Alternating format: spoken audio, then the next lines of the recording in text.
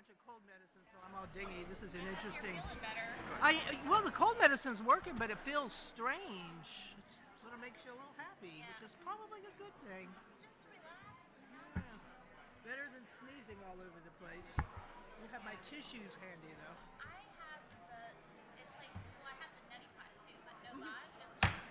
I call the December board meeting to order. I agree with you. I'd ask everybody if you could please find a seat. There are a couple up here and some in the middle there.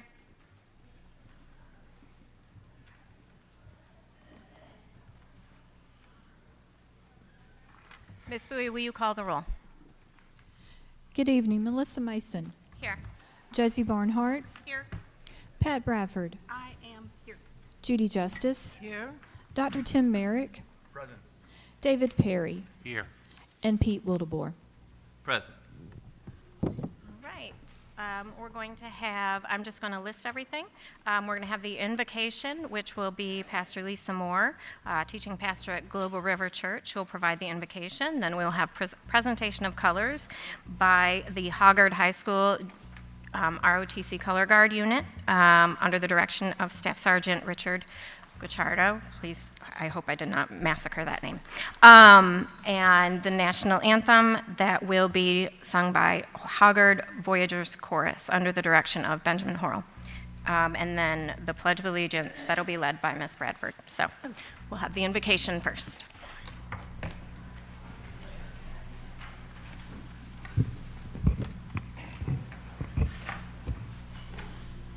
Proverbios 9:10 dice, el comienzo de la sabiduría es el temor del Señor. Padre, te pido que el temor del Señor esté en esta reunión esta noche y el Espíritu Santo te pido que envíes sabiduría sobrenatural. Padre, envía a tus ángeles ministradores para ayudar a nuestra junta escolar a tomar decisiones justas. En el nombre de Jesús, declaro que la oscuridad no puede operar en este lugar. Tomo autoridad sobre toda la confusión, distracción, ira, odio y violencia y te ato en el nombre de Jesús y liberó el fruto del Espíritu. Amor, alegría, paz, paciencia, amabilidad, bondad, fidelidad, humildad y dominio propio. Padre, te pido que nos bendigas con tu paz, gozo, amor y unidad en el nombre de Jesús. Amen. Proverbs 9:10 says, "The fear of the Lord is the beginning of wisdom." Father, I ask that the fear of the Lord would be in this meeting tonight. And Holy Spirit, I ask that you would send supernatural wisdom. Father, send your ministering angels to help our school board make righteous decisions. In the name of Jesus, I declare that darkness cannot operate in this place, and I take authority over all confusion, mocking, distraction, anger, hatred, and violence, and I bind you in Jesus' name. And I release the fruit of the Spirit: love, joy, peace, patience, kindness, goodness, gentleness, and self-control. I ask that you would bless these elected officials, our school system, teachers, students, staff, parents, and concerned citizens with your peace, your joy, your love, your unity. In Jesus' most holy name, amen. Thank you.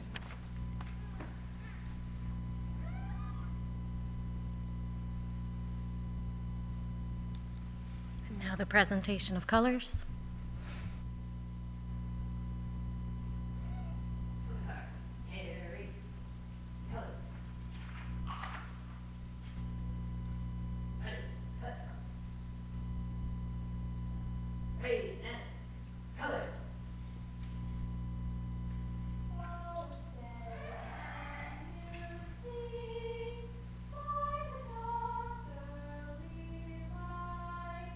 What so proud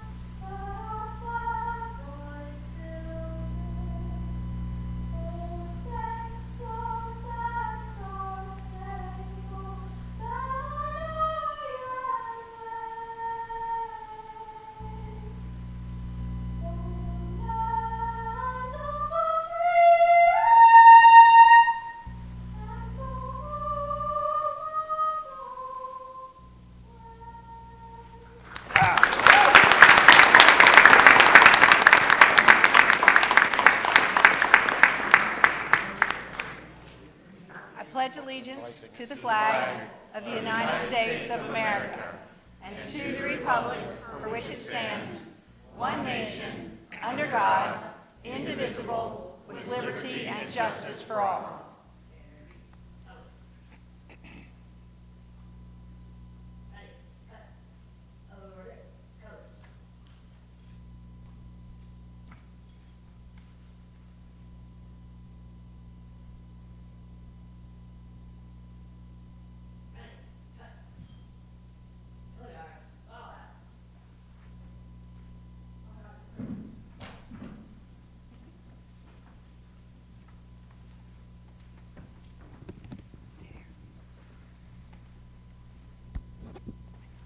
That was amazing. I thought there was going to be more of you. Can you tell us your name and what grade you're in? Hi, I'm Aubrey O'Rourke, and I'm in 10th grade, and I sing with Mr. Harrell in the Hoggard Choir.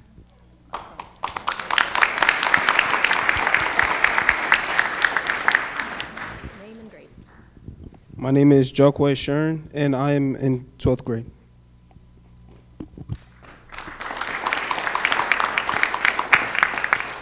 Hello, I am Connor McAuliffe, and I'm a senior at Hoggard High School.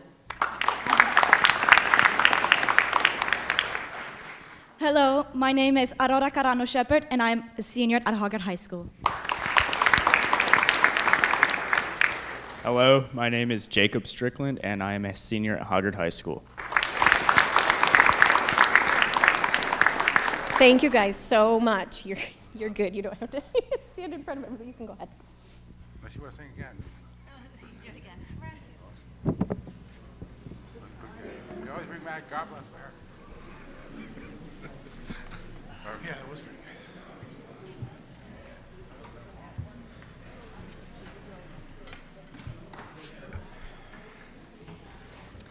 All right, I will entertain a motion to approve the agenda. So moved. Any discussion? Hearing none, all those in favor signify by saying aye. Aye. Any opposed? That passes 7-0.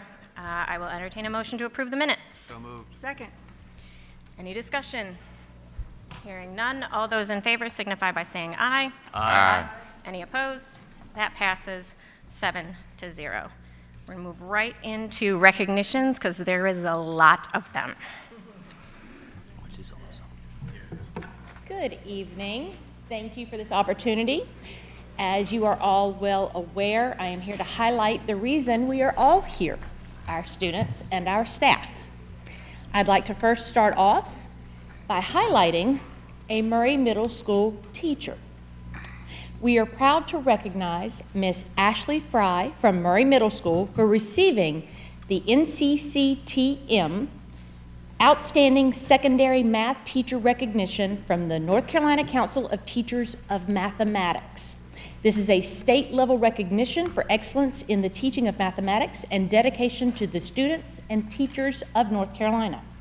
This prestigious recognition is a testament to Ms. Fry's hard work, her talent and passion for teaching, and it speaks to the high regard in which she is held by the educational community, both locally and at the state level. She has earned this accolade through her tireless commitment, innovation, and belief in the potential of every student she teaches. Her commitment to excellence has made a lasting impact on her students, her school, and has set the example for the entire state of North Carolina. Please join me in congratulating Ms. Fry for her extraordinary achievement as an educator.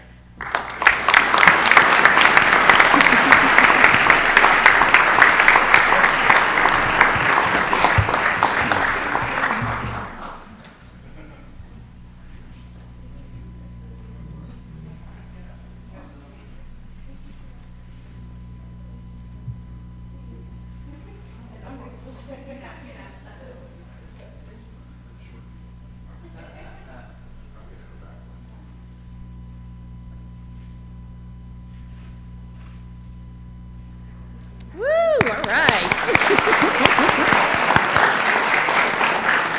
All right, moving right along. We are here now to recognize Mrs. Alice Fitzgerald, CTE teacher, STEM at Murray Middle School, for being selected as the recipient of the International Technology and Engineering Educators Association 2025-2026 Program Excellence Award.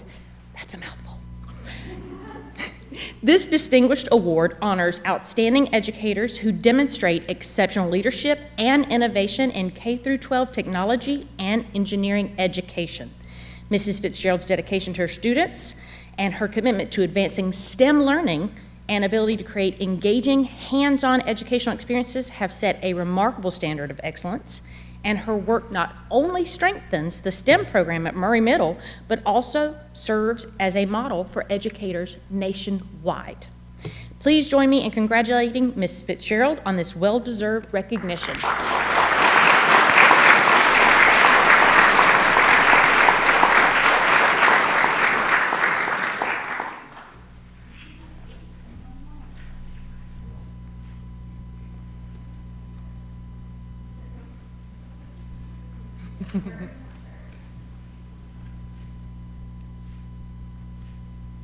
All right, congratulations.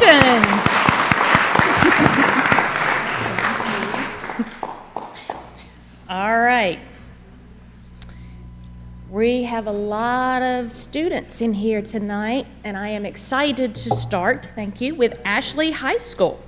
First up, we want to recognize the Ashley High School women's cross-country team for advancing to the women's 7A cross-country state finals and finishing 8th overall.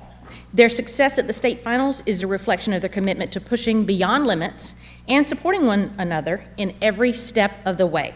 We're incredibly proud of these students. Please join me in celebrating the Ashley High School women's cross-country team led by Coach Caroline Barnett and the parents, because I've heard that parents of cross-country teams tend to run as much as their kids because they're chasing them along the trail to cheer them on. So congratulations. All right. Were you able to join us?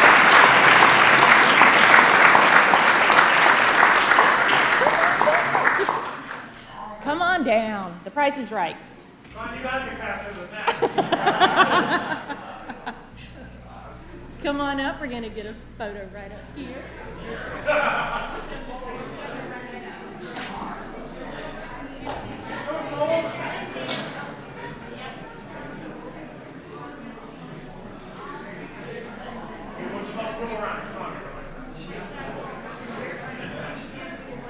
All right, anybody? Oh. There we hold that thought. Hold that thought. Was it the guilt look that got you? There we go. All right, camera. Woohoo! Congratulations! Thank you all for being here. Thank you. All right, next we're going to move on to the NCHSAA Men's 7A Cross Country State Individual. We want to recognize Colton Wesco from Ashley High School Men's Cross Country Team for advancing to the Men's 7A Cross Country State Finals.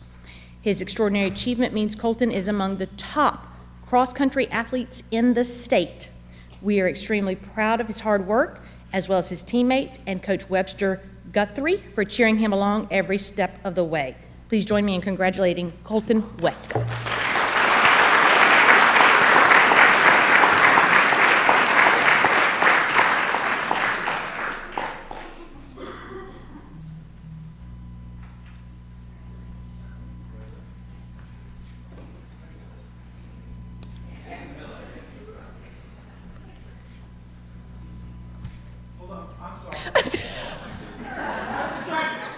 Squirrel, squirrel.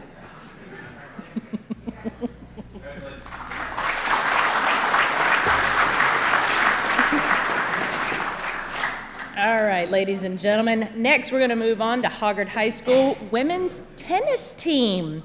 We're going to recognize them for advancing to the 8A tennis dual team state finals and finishing 2nd overall. This achievement speaks to their commitment to excellence in their sport and strong leadership from Coach Michael Bowen. Please put your hands together for the Hoggard women's tennis team.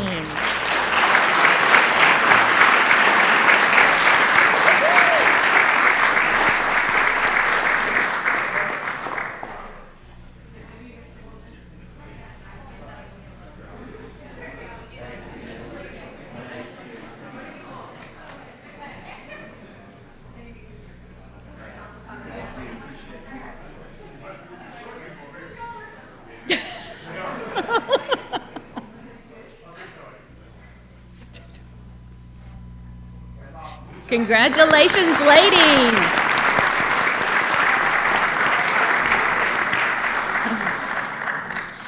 All right, and not to be outdone, Hoggard High School's men's cross-country team advanced to the state finals and finished second overall. Okay, hold that thought. Yep. I'm sorry. I'm just astonished by that. Like, that's amazing, you guys. That's phenomenal. All right, so we're extremely proud of them for excelling among the top in the state. So let's put our hand together for the Hoggard High School's men's cross-country team and their coach, Billy Mason.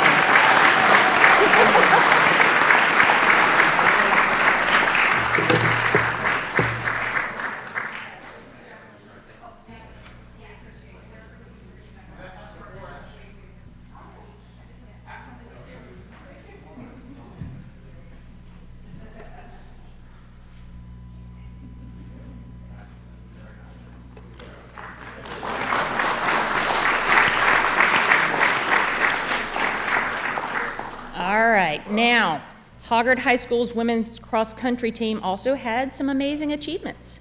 They advanced to the women's 8A cross-country state finals and finished third overall. Additionally, Amelia Medlin finished second overall as an individual. Please join me in congratulating these amazing student athletes from Hoggard's women's cross-country team, along with their coach, Rhonda Shalowski, forgive me if I said that wrong, for their hard work and excellent achievement. Come on down.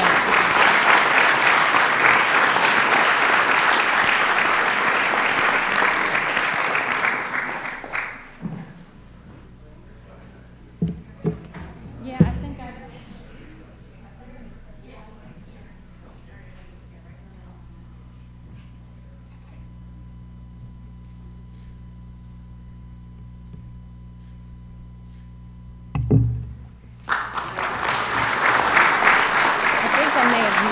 swap something.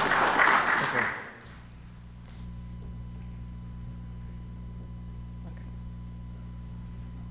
Sorry, there's a lot of recognitions tonight. All right. All right, so next we're going to recognize Riley, forgive me if I say this wrong, Keziah, men's 8A cross country.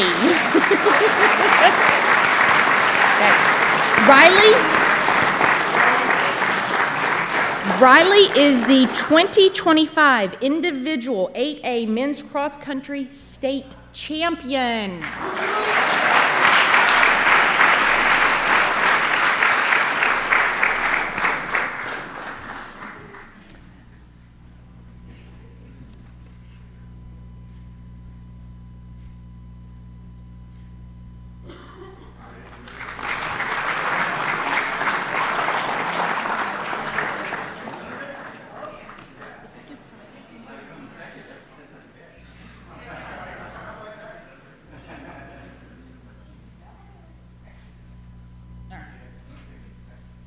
Sorry guys, lots of activity going on here.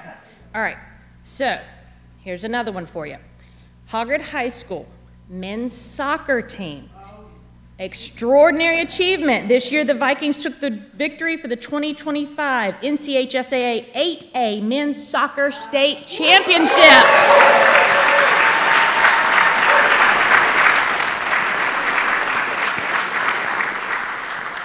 Come on down, the price is right, gentlemen.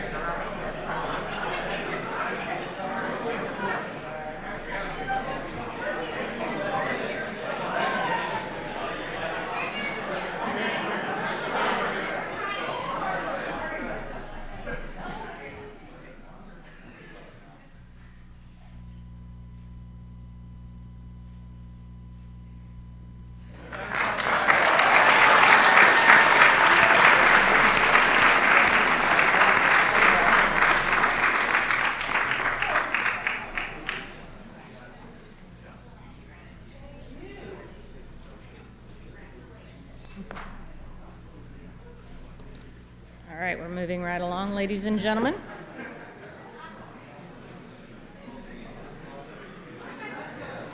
All right, next we are going to celebrate from Laney High School Women's 8A Golf.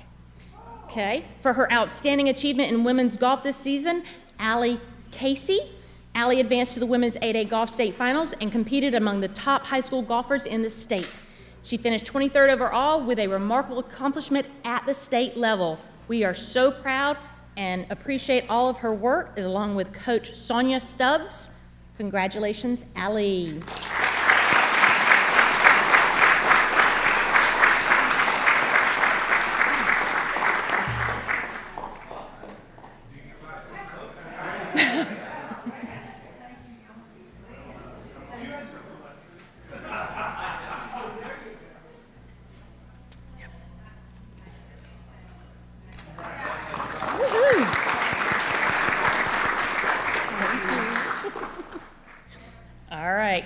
Now we're going to move on to New Hanover High School. Susan Davis, Women's 7A Golf. She went to the state finals where she delivered an exceptional performance and took home 13th place overall. Please join me in congratulating Susan Davis, Coach Andrew Kroom for representing New Hanover County Schools among the best in the state.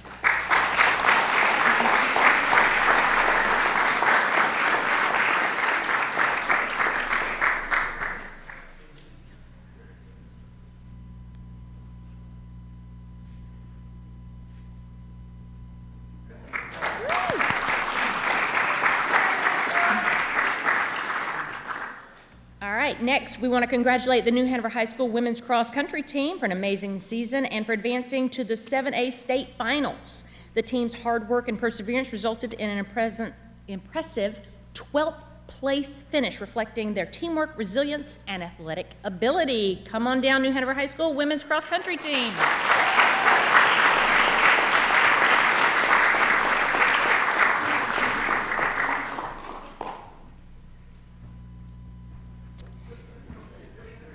And thank you to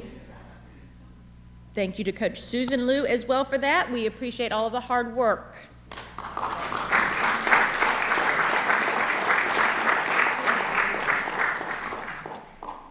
And next, we're going to celebrate New Hanover High School's men's cross country team for advancing also to the 7A state finals, where they earned 14th place overall, along with their great coach, Greg Zinner. We appreciate their hard work and dedication. Come on down, New Hanover High School men's cross country.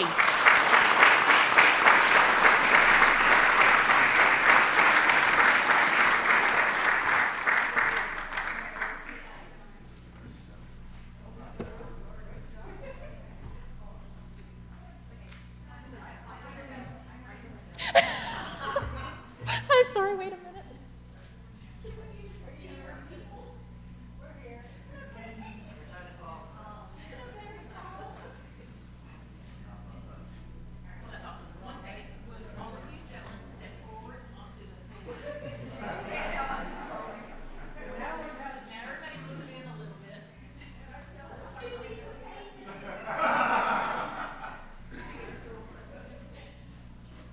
We still need stools, don't we?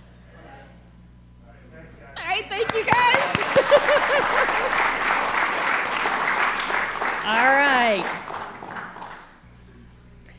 In New Hanover County Schools, we celebrate the students, staff, and volunteers who demonstrate the character that makes our schools positive, safe, and respectful. This past month, we had the opportunity to celebrate Mrs. Sarah Maurer, 5th grade teacher at Carolina Beach Elementary School, for a heroic achievement. And she is a true demonstration of what character in action means. Mrs. Maurer noticed a student choking, and without hesitation, she stepped in and saved their life. We are grateful to Mrs. Maurer for making student safety a top priority and for reminding us that being a teacher is not just about making a living, but making a difference. Please join me in congratulating Mrs. Sarah Maurer for her courage and for being a life-saving hero.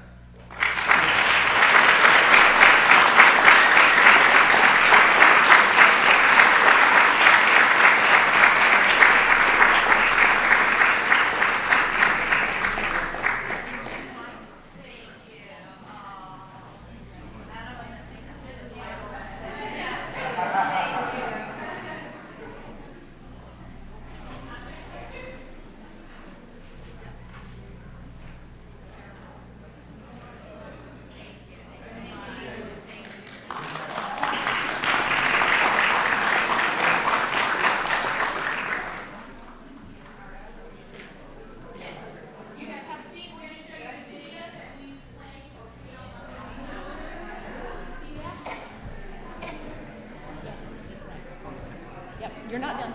I'm not done. I'm not going. Okay.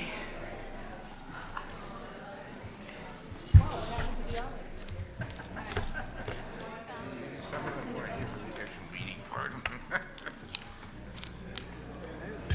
Yeah, some cookies. All right, can we turn up the audio? Or not?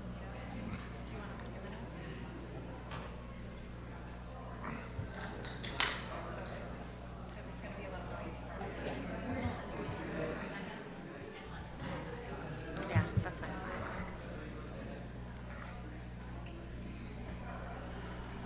Oh, well, something's going on, but I can't hear it. Yeah.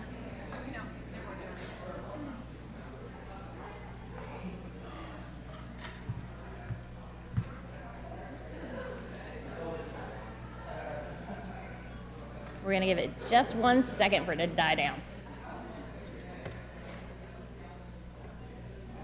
So, for those of you who don't know, we put our character in action videos on YouTube. Please go check those out. You will also find those on our social media. So please follow us. We show all the amazing things in the district. Well, not all, but some.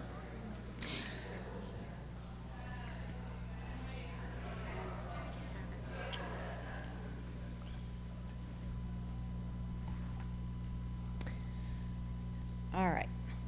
Tonight, with deep respect and heavy hearts, we pause to honor the life and legacy of Dr. Bertha Boykin Todd, who passed away earlier today. Dr. Todd was an extraordinary educator, author, and civil rights leader whose impact on Wilmington and New Hanover County spans generations. Dr. Todd came to Wilmington in 1952 and dedicated nearly 40 years to our schools. She served as librarian and later as an administrator, always committed to opening doors for young people. Many alumni of this historic Williston Senior High School remember her with great affection. Her elegance, her warmth, and the way she inspired students to see reading as a path to possibility. Williston, often called the greatest school under the sun, was a cornerstone of Black education, and Dr. Todd was one of the pillars that helped it stand so strong. Her influence extended far beyond education. She was a leading voice in bringing truth and understanding to Wilmington's history, a key member of the 1898 Centennial Commission, now the 1898 Memorial Foundation. In recent years, Dr. Todd authored Reflections on a Massacre and a Coup, preserving the stories and lessons behind the centennial efforts so future generations could learn and continue the work she championed.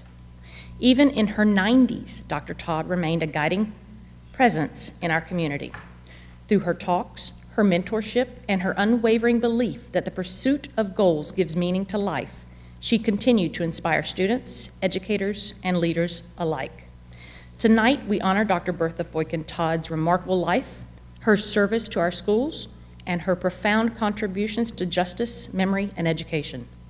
Her legacy will continue to shape New Hanover County for years to come.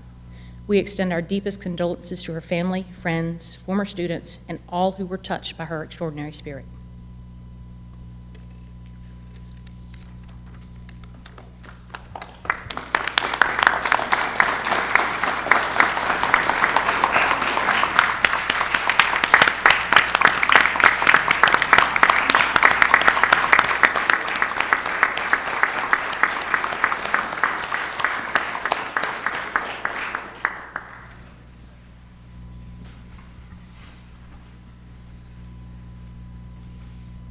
It's my pleasure to introduce two of our Excellence Exemplified Award winners for this quarter.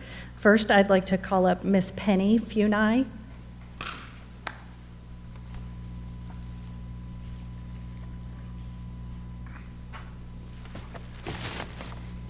Miss Penny embodies the very heart and soul of Bellamy Elementary School. Miss Penny knows each and every one of the Bellamy families. When a new family enrolls, she makes it her personal mission to connect with them. Her greeting is legendary. Welcome to Bellamy. This is a really special place. And through her actions every single day, she proves those words to be true. The students at Bellamy will tell you that Miss Penny runs the school, and they're not wrong. Students work hard for the privilege of having lunch with her, calling her the very best part of their day. When students arrive late or may be struggling with a hard start to their day, Ms. Penny ensures they've had breakfast. She lets them know that we're glad you're here today. She gets them smiling and, most importantly, gets them ready to learn. When a student needs help with schoolwork, she can frequently be seen sitting one-on-one with them to ensure they feel supported. These simple acts of compassion set the tone for countless students every day. Miss Penny's role at Bellamy defies a simple definition. She spearheads the transportation process, serves as a backup to the data manager and school nurse, and designs graphics for digital signage. She can answer a parent's phone call while simultaneously welcoming a visitor at the front door, all with grace and efficiency. Since her first day on staff, she consistently receives rave reviews. She is constantly receiving accolades from grateful families.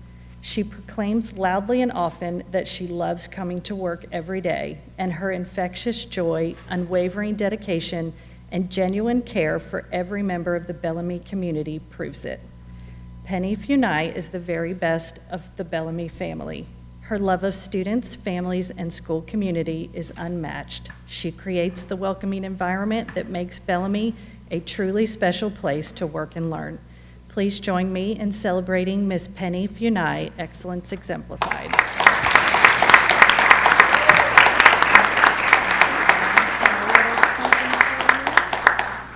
Thank you. Absolutely. Next, I'd like to call up Miss Lindsay Lance.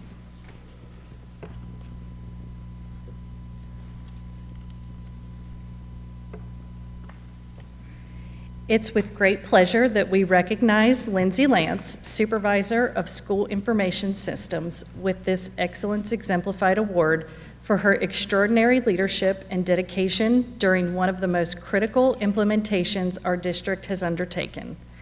Lindsay assumed responsibility for the conversion project of our new student information system, Infinite Campus, transforming what could have been an overwhelming transition into a remarkably seamless integration. Working tirelessly throughout the summer, she orchestrated every aspect of this district-wide initiative with exceptional skill and foresight.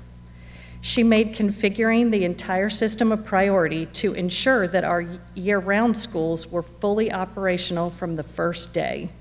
She developed and executed a comprehensive training plan that prepared staff across the district for success.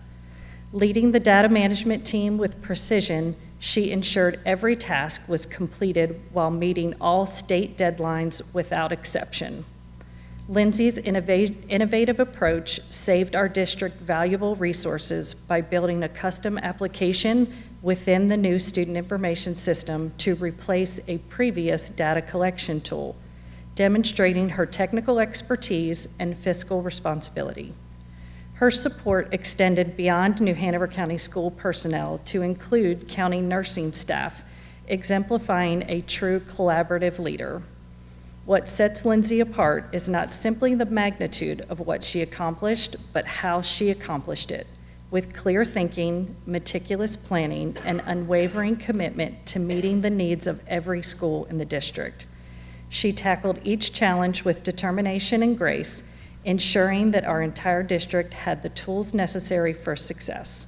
Please join us in celebrating Mrs. Lindsay Lance, whose exceptional dedication truly exemplifies excellence.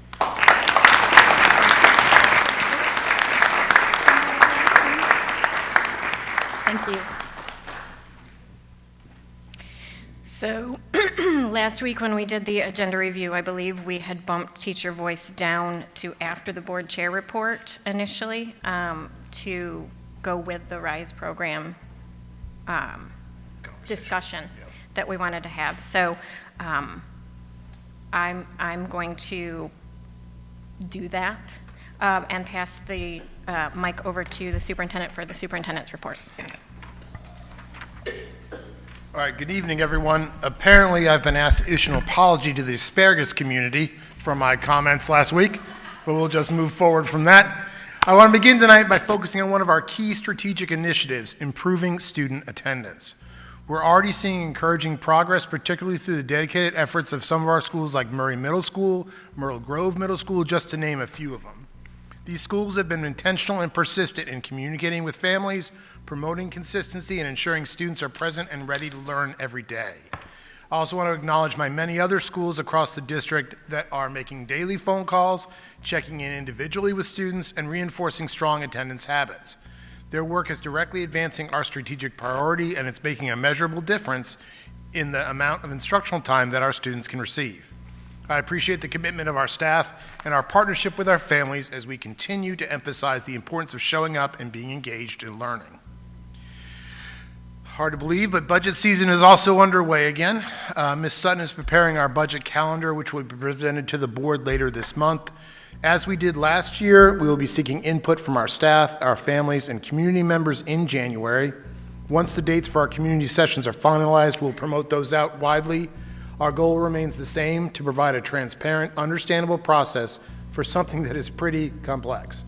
We want everyone to feel informed, involved, and valued. Today is National Special Education Day, and I want to take a moment to recognize the remarkable staff who support our exceptional children every single day. Their work requires creativity and unwavering dedication, and I want them to know how much we appreciate the impact they have had on their students and families. This month also brings several important observances. December 7th is National Pearl Harbor Remembrance Day, at a time for our nation to honor the lives lost during the attack on Pearl Harbor and to reflect on the courage and sacrifice shown by so many. And here's something cool I just learned about. Alderman Elementary has launched a wonderful nightly read aloud book series. Each evening, one of their teachers or staff shares a favorite book to help students unwind, imagine, and continue growing as readers. The series kicked off last night with Dr. Garcia, and I've also seen several of our other schools engaging their communities through similar read aloud traditions. I want to applaud all of them for creating literacy-focused experiences for students and families. This is a great example of one of our strategic initiatives in action as well, building stronger connections that support reading and family engagement across our district. And finally, as we approach the holiday season, I want to acknowledge one more. December 18th is Answer the Telephone Like Buddy the Elf Day. Seems like we're running out of things to call things, but in the spirit of good humor, if you hear someone pick up the phone with, "Buddy the Elf, what's your favorite color?" don't worry, they're just getting into the spirit of the season. Thank you for all your continued support of schools, our staff, and our families. That's funny. So as we begin today's meeting, I wanted to take a moment to reflect, excuse me, on the progress we've made together over the course of this past year. Our work as a school board is grounded in shared responsibility to provide every student with the foundation they need to learn, grow, and succeed. This year, our efforts have been marked by thoughtful collaboration, steady resilience, and a steadfast commitment to strengthening the educational experience for the students and families we serve. In that spirit, I would like to briefly clarify a procedural point that will support our continued focus on effective and consistent governance. The agenda item, often labeled old business, is not terminology recognized by Robert's Rules of Order. The correct categories are unfinished business and special orders, which refer to matters carried over from the previous meeting or designated as general orders. I'll be requesting that the Policy Committee review this practice and provide recommendations to ensure our procedures align with proper parliamentary standards. As 2025 draws to a close, I wanted to express my heartfelt gratitude. Serving as chair has been a distinct honor. Over the past year, I worked intentionally to make our governance processes more supportive, more respectful, and more student-focused. This included leading the effort to lighten the load for board members and staff through the reduction and streamlining of committees, allowing us to use our time more effectively and focus more directly on student outcomes. I also made it a priority to address concerns and conflicts between board members with dignity and respect behind the scenes, understanding the disruption and chaos that can result when issues are allowed to play out publicly, as we have seen in prior boards. My goal was always to protect our shared mission and maintain a climate where productive work could continue. Throughout my tenure, I've sought to respect the time and contributions of my fellow board members, senior staff, and our superintendent by keeping the focus of our meetings on students to the best of my ability. I've also worked to promote fair and respectful dialogue, both on and off the dais, and to foster positive, collaborative relationships between our amazing staff and board members. I believe these efforts have strengthened our board's ability to serve our community effectively and honorably. With an election year ahead, I extend my sincere best wishes to all who are offering themselves for public services. Thank you for your continued commitment, collaboration, and tireless effort in support of our schools. It has been my privilege to serve as your chair this year. And this concludes my report. And moving to the next item, we have December Teacher Voice, which is our amazing New Hanover High School RISE program.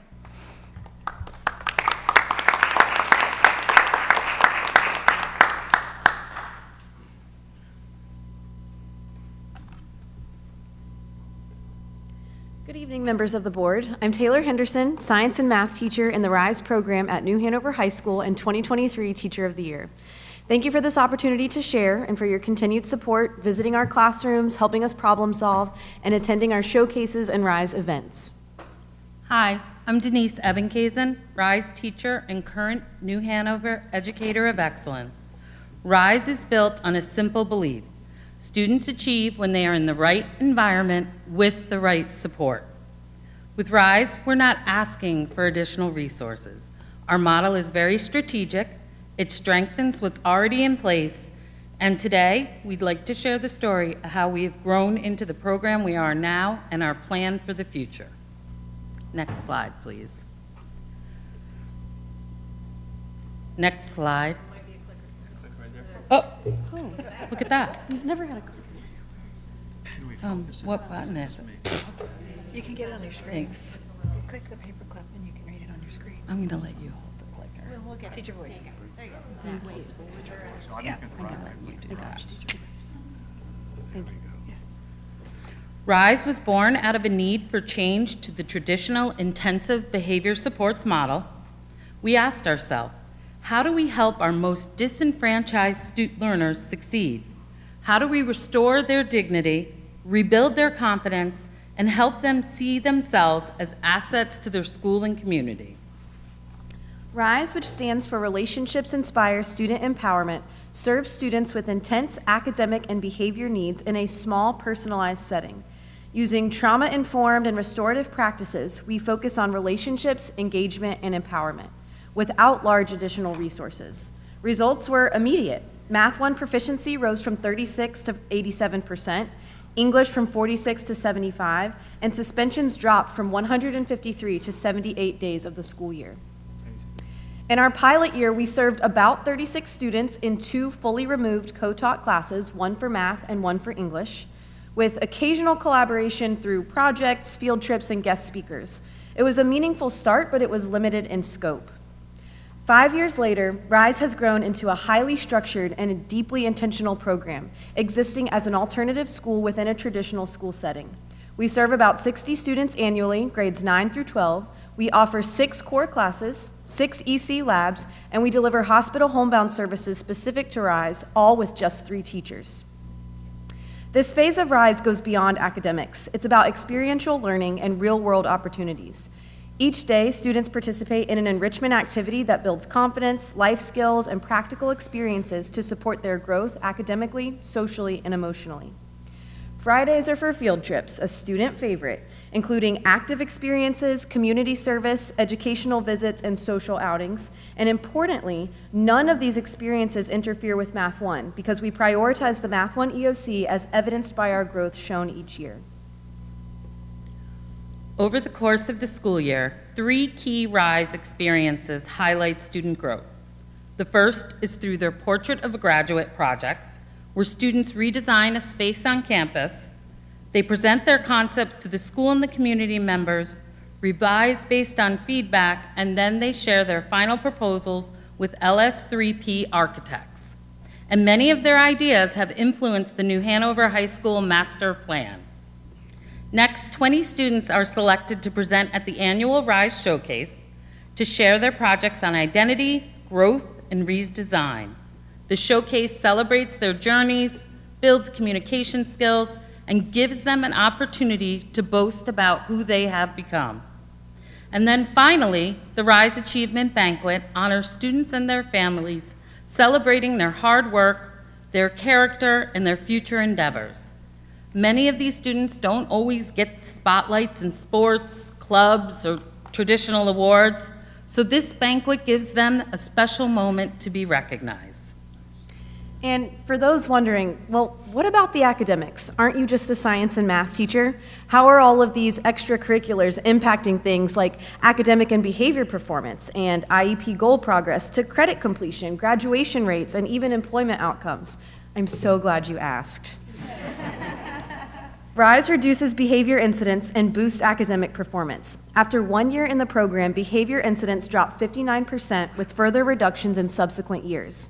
Math 1 EOC scores average about 9.02 points above EVOS projections, with some students showing 25 to 35 points of growth. While absences fluctuate, rising 29% before dropping 42 and then 12%, many students still attend their RISE classes even if they're skipping their other courses, which is a trend that we continue to investigate. 86% of our students remained in school at New Hanover High School instead of switching schools, dropping out, or being reassigned to J.C. Rowe, which is a powerful indicator of belonging and academic engagement. As well, students passed 86% of their courses. Our vision for the future is to pair juniors and seniors in RISE with community mentors who will build relationships while students are still in school. These mentors will also help the RISE team track graduates over time, ensuring we continue to support their long-term success.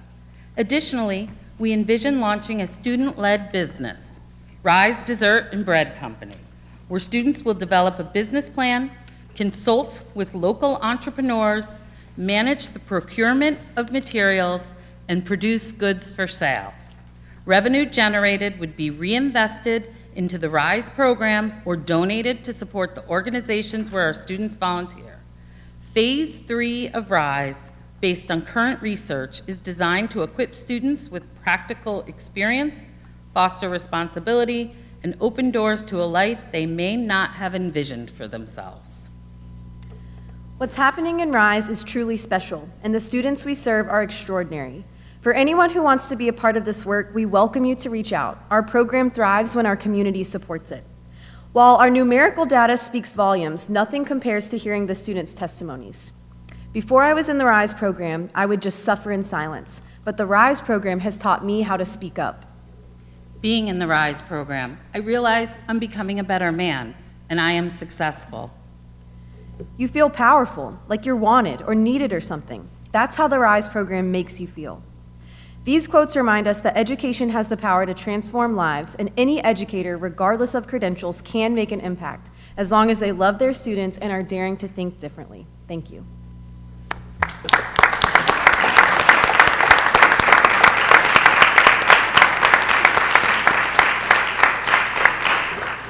So let's continue the conversation because we have you here and we can pick your brains.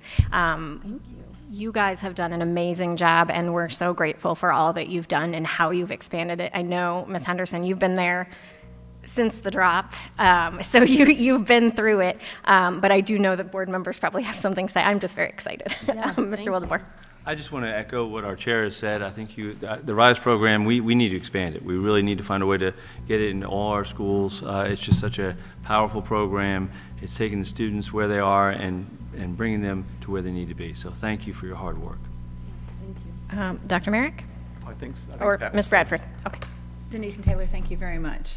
I echo what Pete said. You know, we really want to figure out how to clone this out throughout the district, and we're just so appreciative. I have one question. The pilot year was what, 2020? That was or 2019? 2021, 2022 was our pilot year. There was actually a pre-pilot, but that sort of during COVID. So we have all of that data if anyone is interested. It just looked so different because it was kind of virtual. So we didn't kind of have the same experiences that we had. We have that data, but that was our pre-pilot year. We're calling 21, 22 our pilot year. Thank you. Mm-hmm. Dr. Merrick? I feel like anything I can say right now is not going to be enough. I want to acknowledge you, not just for what you've accomplished, but the vision that had you begin this. And I want to make sure that we make room in all of our schools for our educators to come forward with these you guys have got the best ideas.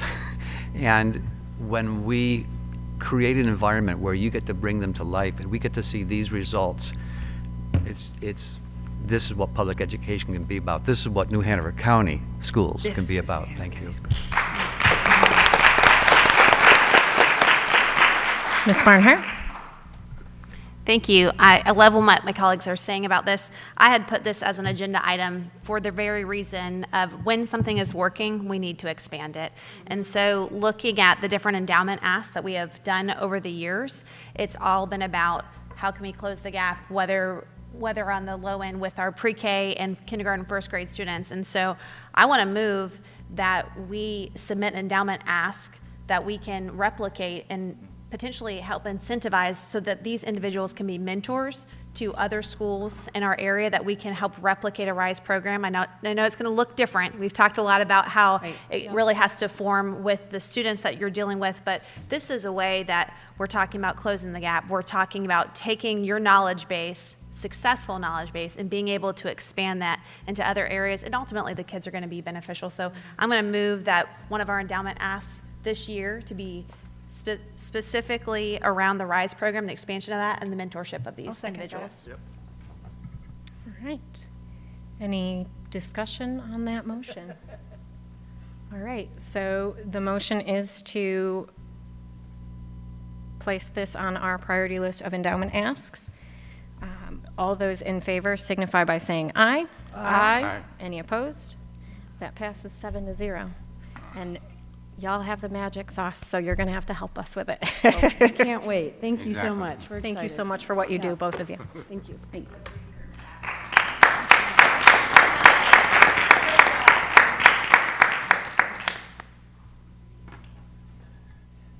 So now is the election of the board chair and vice chair. So I am going to pass the gavel to Dr. Barnes to conduct the election for board chair. All right, now go easy on me, folks. I'm going to be following a very strict rule here. Okay. In a moment, I will call for nominations for the office of chair of the New Hanover County Board of Education. I missed you, gavel. Hi. Nominations do not require a second. If more than one person is nominated, the board will vote on nominees in order of nomination. The first person to receive a majority of board member present is elected chair. Nominations are in order for the office of board chair. Are there any nominations? Mr. Chair, Yes, ma'am. I nominate Pete Wildebohr. Okay. Someone is nominated. Are there any other nominations? Ask until there are no additional nominations. If not, nominations for board office chair are closed. I know, but I wanted to because I haven't had a chance to. All right. Hold on. Those in favor of those in favor of Pete Wildebohr as chair, say aye. Aye. Those opposed, say no. No, I'm sorry. Okay, we're going to do that again. Those in favor of Pete Wildebohr as chair, say aye. Aye. Any opposed? Pete Wildebohr is elected chair by vote of or unanimously. Pete Wildebohr is elected chair by a vote of unanimously. I now pass the gavel to Pete Wildebohr.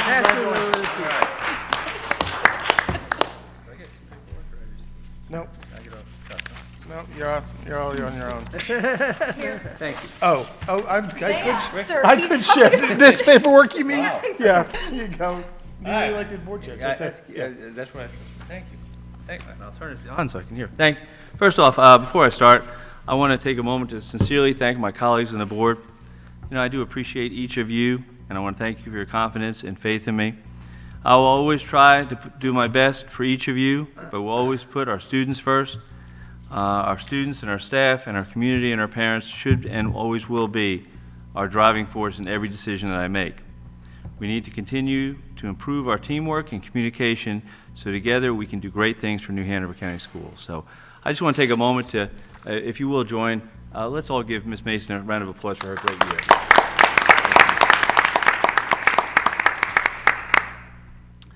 All right, now it's my turn. Nobody throw anything at me. All right, here we go.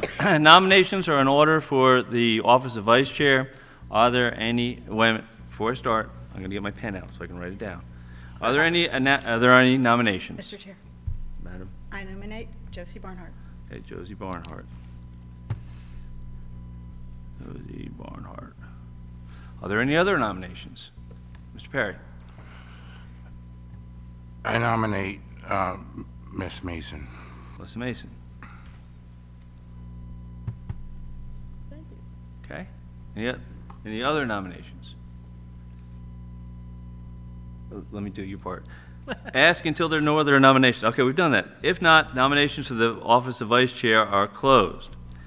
All right. Let's go. Okay, I guess we better do it by hand, raising the hand. Those in favor of Josie Barnhart as vice chair, say aye. Aye. Aye. We got 1, 2, 3. So there's 3 for Ms. Barnhart. Those who are in favor of Ms. Mason, Melissa Mason, for vice chair, please say aye. Aye. 1, 2, 3, 4. Okay. Nomination, Ms. Mason is approved by the majority of the board members present, and a vote of 4 to 3. Congratulations, Ms. Mason. All right, return to agenda for meeting with newly elected board chair presiding. That takes me. Ask for a 5-minute break so we can change rearrange. everyone's prices. Okay, all right. yes. I will give us a 5-minute break.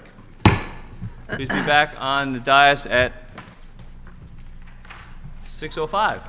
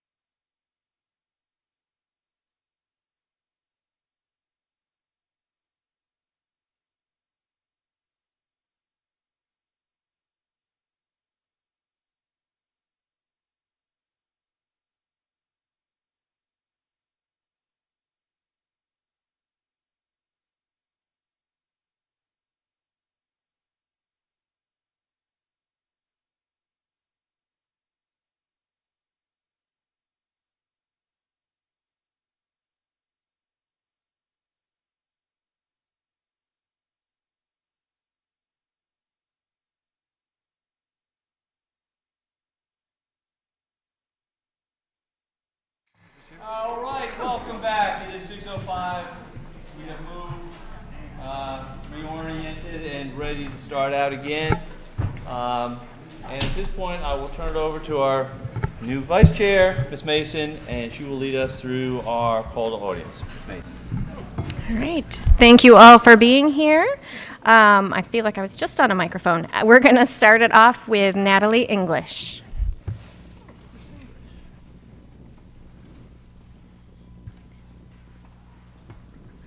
Thank you, Mr. Chair, Madam Vice Chair, members of the board. I'm Natalie English, President and CEO of the Wilmington Chamber. And first I want to say thank you for inviting me and other folks in the community to join you on your Finance and Capital Bonds Committee over the last, 10 months or so. We've all learned a lot and feel better informed about things that are happening as it relates to your budget and how other people's budgets impact your budget, and then certainly as it relates to your capital needs. And so I'm going to read this, I think just to put it on the record on behalf of the Board of Directors.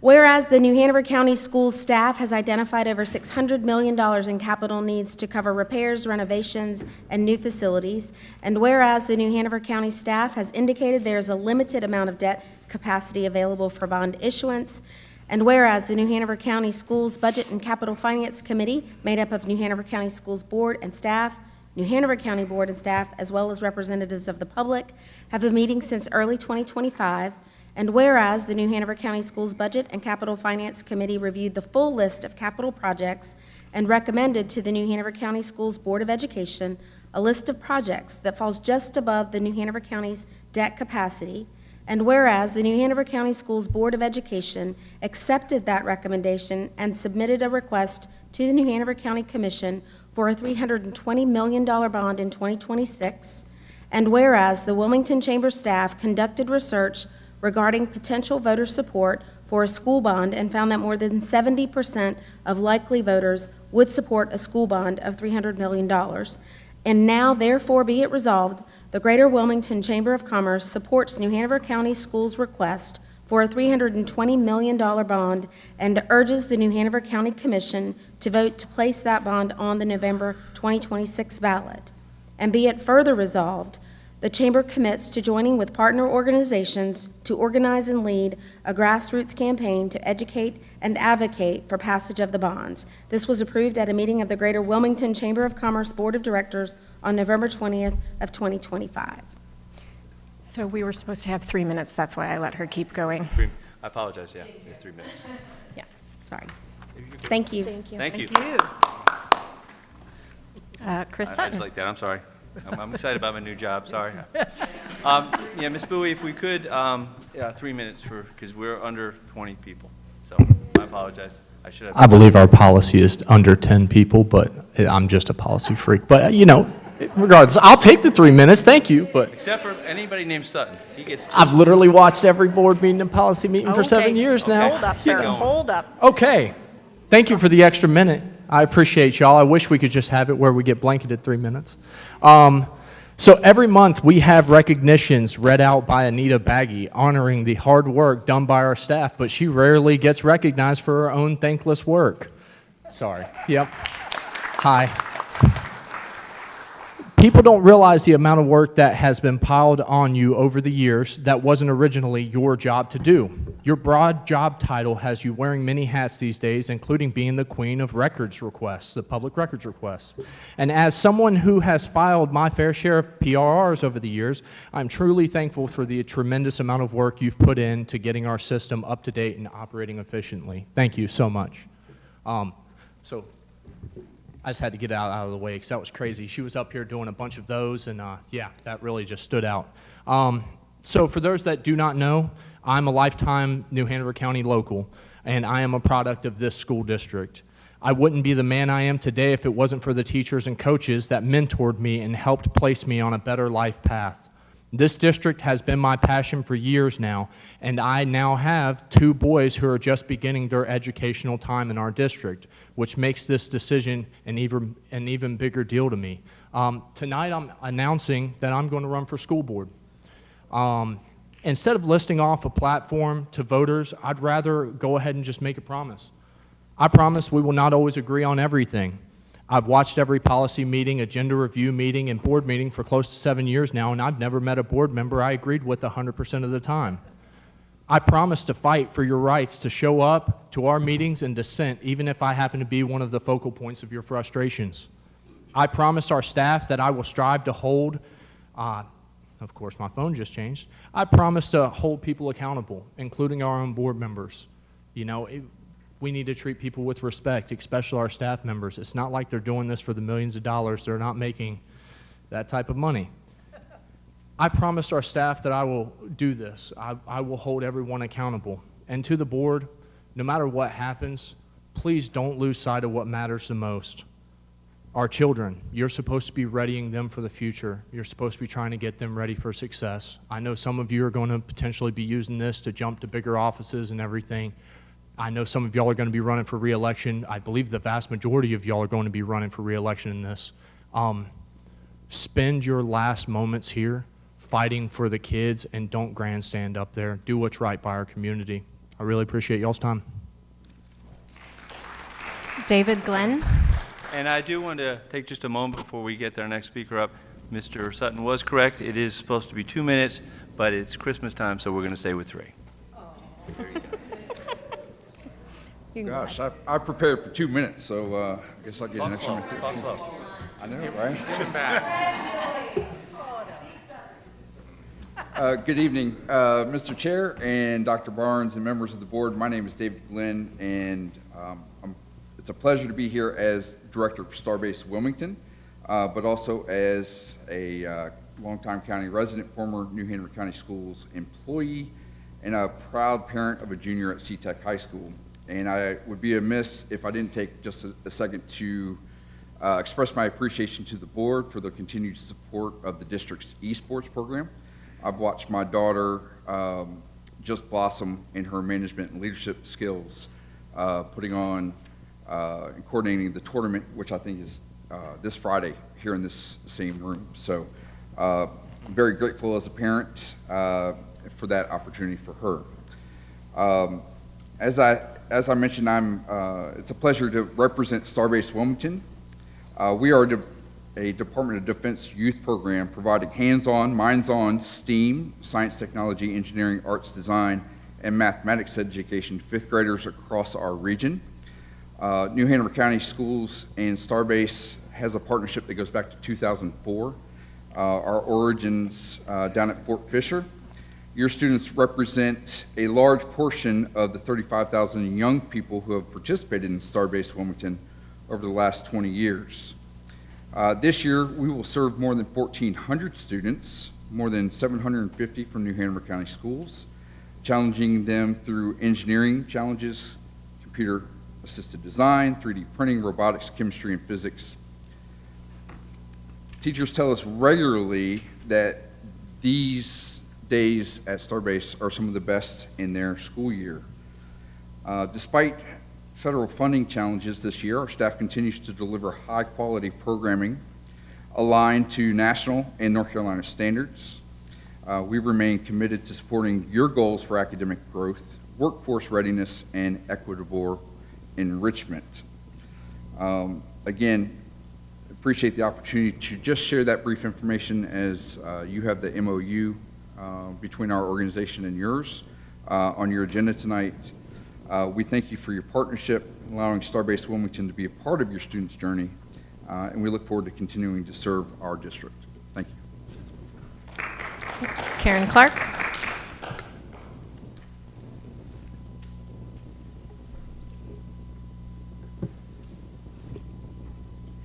Good evening, Dr. Barnes and board.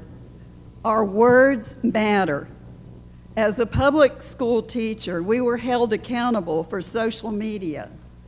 Where is the accountability today for board members?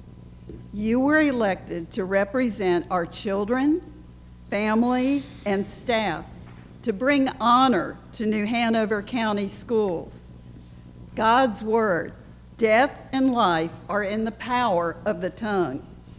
The words you speak come from the heart. It's not what goes into your mouth that defiles you. You are defiled by the words that come out of your mouth. They reveal the core of your heart. A good person produces good things from the treasury of a good heart. When you speak healing words, you offer fruit from the tree of life. Unhealthy, negative words do nothing but crush hope. The wisdom from above is first of all pure. It is also peace-loving, gentle at all times, and willing to yield to others. It shows no favoritism and is always sincere. And those who are peacemakers will plant seeds of peace and reap a harvest of righteousness. I pray you understand the difference between what is truly excellent and what is evil and harmful, that you never let ugly or hateful words come from your mouth, that your words become beautiful gifts, encouraging others. Wisdom is shown to be right by its results. May the truth set you free in Jesus' name, bringing honor to New Hanover County Schools. Amen. Christina Mercier.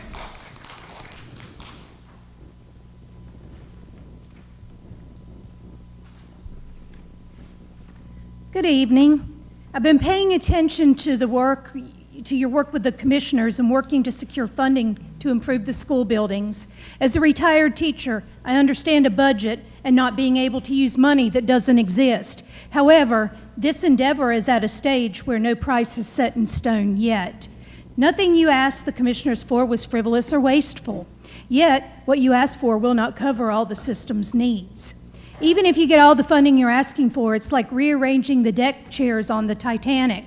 It may look good for a short time period, but without addressing all the issues, they'll just return, and when they do, they'll be worse and possibly unfixable. The county commission seems to believe an overwhelming majority of the county already wants a school bond, but on the news, a poll indicated only 8% of residents were in favor of a bond. What you all need to do over the next 11 months is a huge media campaign. Now is the time to show everything that needs to be fixed at the schools. Emphasize how much better and safer the facilities can be. Make it a point of pride with county residents. Share pictures of new schools to be built. The average person doesn't really know our schools and needs a reason to buy in. We have so many great reasons why people should come here, and we don't want our schools to be the reason they don't stay. Additionally, these next 11 months are going to be very important politically. I get that. However, when I watched the agenda review meeting, I was disturbed to hear multiple board members essentially give campaign speeches every time they opened their mouths. As a result, there wasn't adequate time to deal with all the topics on the agenda. I'm imploring you all now, please don't do this for the next year. Campaign on your own time.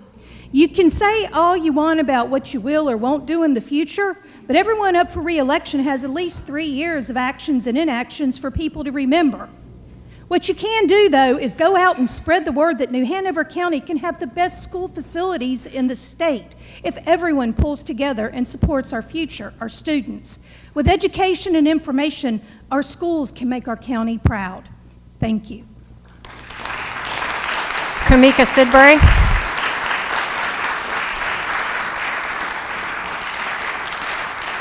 Kamika Sidbury.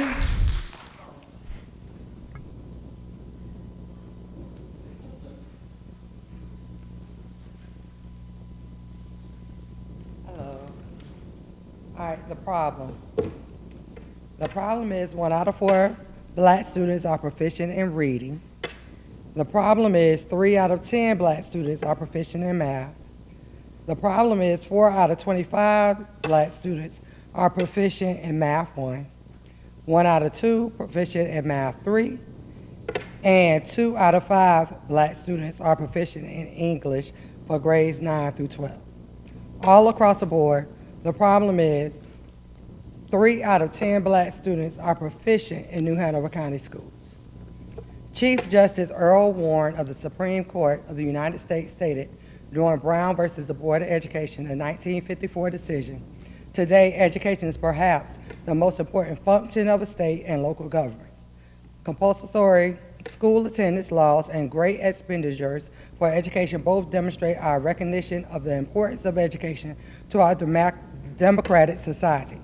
It is required in the performance of our most basic public responsibilities, even service in the armed forces. It is the very foundation of good citizenship.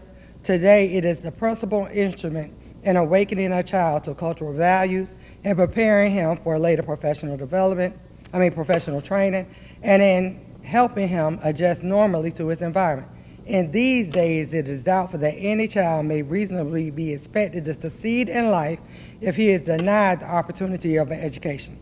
Such an opportunity, where the state has undertaken to provide it, it is a right that must be made available on all equal terms. It is the law. In North Carolina, all students are provided with a sound basic education. Again, that is the law. Across our community, parents and educators share a dream that every child will attend a school where they are valued, challenged, and supported to reach their highest potential. Yet, for too many Black students right here and nationwide, opportunity gaps, underfunded schools, and systematic barriers still stand in the way of that dream. It is time as a nation and as a community to insist on real solutions and hold our leaders accountable for equitable education. For the last 2 years, the NAACP has been working with a comprehensive nationwide campaign to identify, support, and replicate best academic practice models for Black student achievement in public schools. This work is not about pointing fingers or debating blame. It is about acting on clear evidence of what works. Thank you. Barbara Anderson.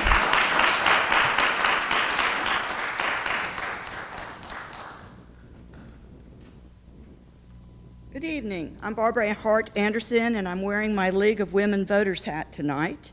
And I'm bringing to you a request to support North Carolina Public Schools. The League of Women Voters has issued the North Carolina Community Resolves for fully funded public education. As you are aware, North Carolina is the only state in the country without a budget at this time.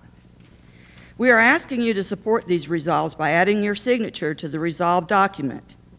You have a copy of the resolves at your desk. We are 48th in the nation for per pupil spending. We are $5,000 less per pupil than the national average in North Carolina. This is a condensed version. Whereas the North Carolina General Assembly is legally required by our state constitution to fund a sound basic public education for every child. Whereas North Carolina Public Schools educate 84% of K-2 through 12 students, serving 1.5 million students. They serve all children, regardless of ability, special needs, zip code, income, or family background. Whereas public schools serve as community centers and drive local economies. 82 out of 100 counties can claim public schools as the top third employer, within the top third employer. Whereas our state's long-term economic competitiveness and #1 business ranking depends on a strong K-12 public education system. Whereas billions, that's with a B, in public funds have been allocated to private school vouchers, which diverts our tax dollars and funding for public schools to private schools with no oversight, no transparency, and they don't accept all students. And that especially hits our rural areas that do not have private schools. Whereas state tax cuts for individuals and corporations have shifted more responsibility of funding education to local governments. The General Assembly has set 2030 as a zero tax base for corporations in North Carolina. I don't know how they're going to fund you. We, the residents of North Carolina, strongly urge the North Carolina General Assembly to stop the chronic underfunding of our public schools. Public education is the foundation of a strong, inclusive, and thriving North Carolina. Defunding schools defunds the future of our children. Please add this document to your minutes, please. Please spread it around. You have a QR code that you can access, share with your friends, add your signature. We've already been to the General Assembly in September and delivered the signatures that we had at that time, which were well over 2,000. We are pushing this out across the state. Thank you. Your time is up. Thank you. Veronica McLaurin Brown.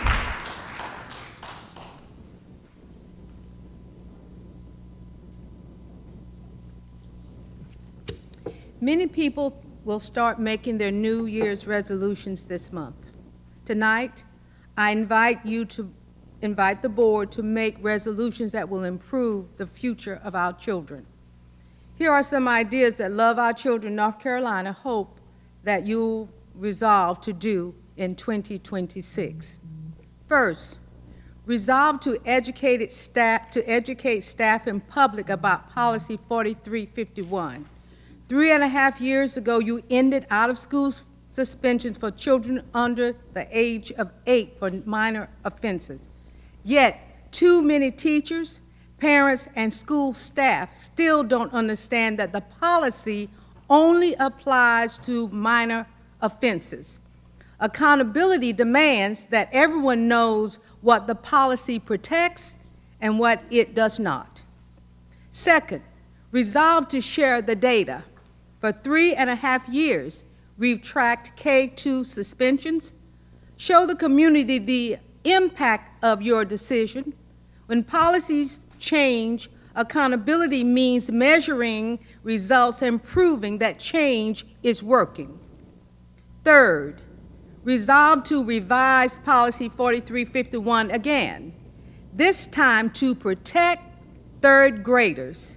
You've already reduced K-2 suspensions dramatically while investing in professional development like reframing behavior and CHAMPS. Extending this protection to third grade makes sense. It is the next logical step. Make it effective for the 26-27 school year. Sticking to resolutions can be hard, but don't worry. Be happy. We'll be here each month to remind you. Keep our children in school. Give them the social and emotional help they need. Let's make 2026 the year that New Hanover County leads the state in keeping children where they belong, in schools. Thank you. Amanda Rismeyer. Amanda Rismeyer.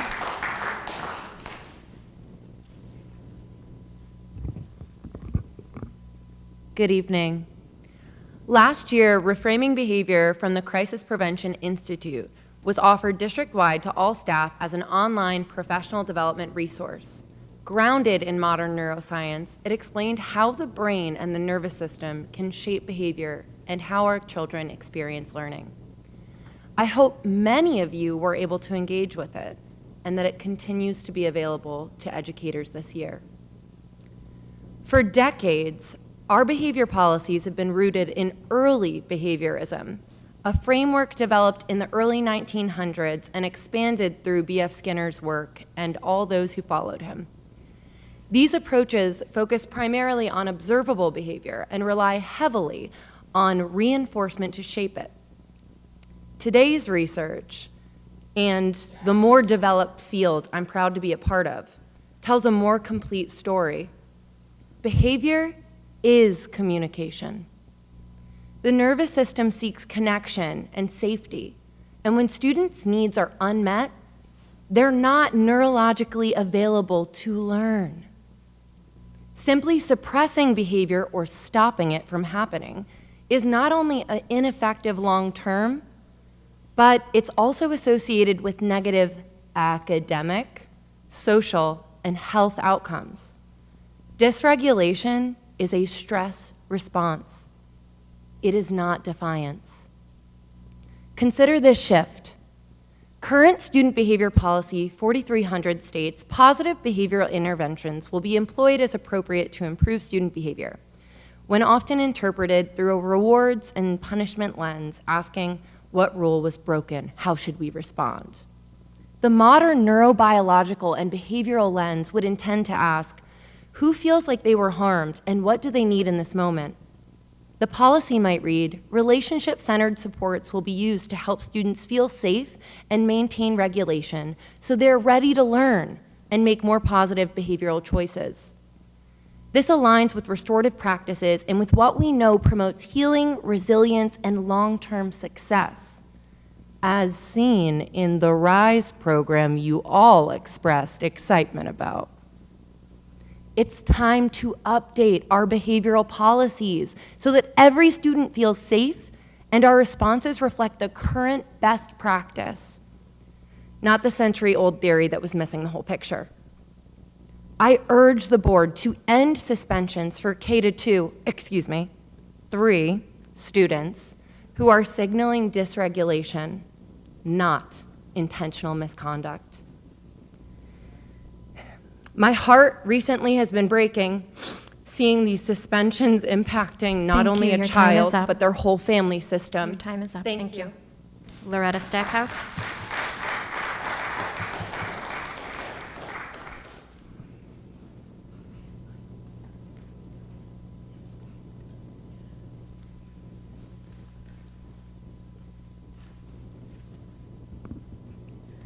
Five, 6, 7, and 8-year-olds move in and out of calm, focused behavior many times a day. This is normal. Their brains and nervous system are still developing, so they have not yet built strong skills for handling stress, big feelings, or unexpected situations. Neuroscience tells us that when children feel safe and connected, they can think clearly, follow the directions, and learn. When they feel stressed, overwhelmed, or unsure, their bodies go into fight, flight, or freeze mode. We might see a child making threats, throwing a chair, or refusing to cooperate. It looks intentional, but it's often a sign that the child is struggling to regain a sense of safety. The school day is full of challenges: noise, peer conflict, difficult work, simple tiredness. Because of this, most children will have several unbalanced moments every day. An unbalanced child doesn't need an out-of-school suspension. That doesn't mean we excuse all behavior. It means we understand what drives it. What they need is co-regulation, a calm adult, a predictable routine, a relationship they can trust. Student Behavior Policy 4300 should include a sentence like, responses to challenging behavior will be designed to help the student return to a balanced state, understand the impact of their actions, and develop the relational and self-regulation skills needed for success in school. Revise the behavior policy so instead of punishment, they focus on supporting our youngest learners. And additionally, since I have extra time, please put some equal effort in going after the Leandro funds for kids with disability as you're doing for funds for exceptional children. Thank you. Thank you, Alicia Ogundelli.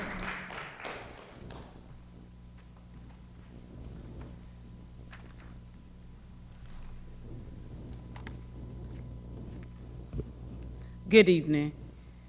Fair and consistent discipline administration policy 4303 states the board recognizes the negative effects of exclusionary discipline on the range of students' outcome. Here are some of the negative effects you know about from 2 decades of research. Students who are expelled or suspended from school are more likely to drop out of high school, experience academic failure, and repeat a grade. Their standardized test scores go down. They are less likely to continue their post-secondary education. High suspension rates diminish school and community safety by increasing students' engagement and diminishes trust between the students and adults.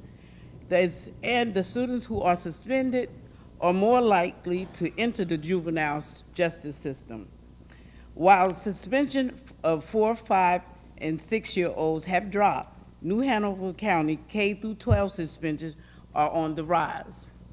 In 2021, there were a total of 2,521 K-12 out-of-school suspensions. 2 years later, in 2023, there were 3,136 suspensions.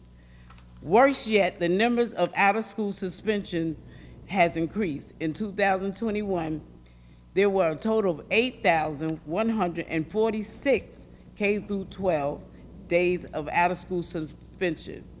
In 2023, there were 10,228. In other words, students are receiving longer suspensions.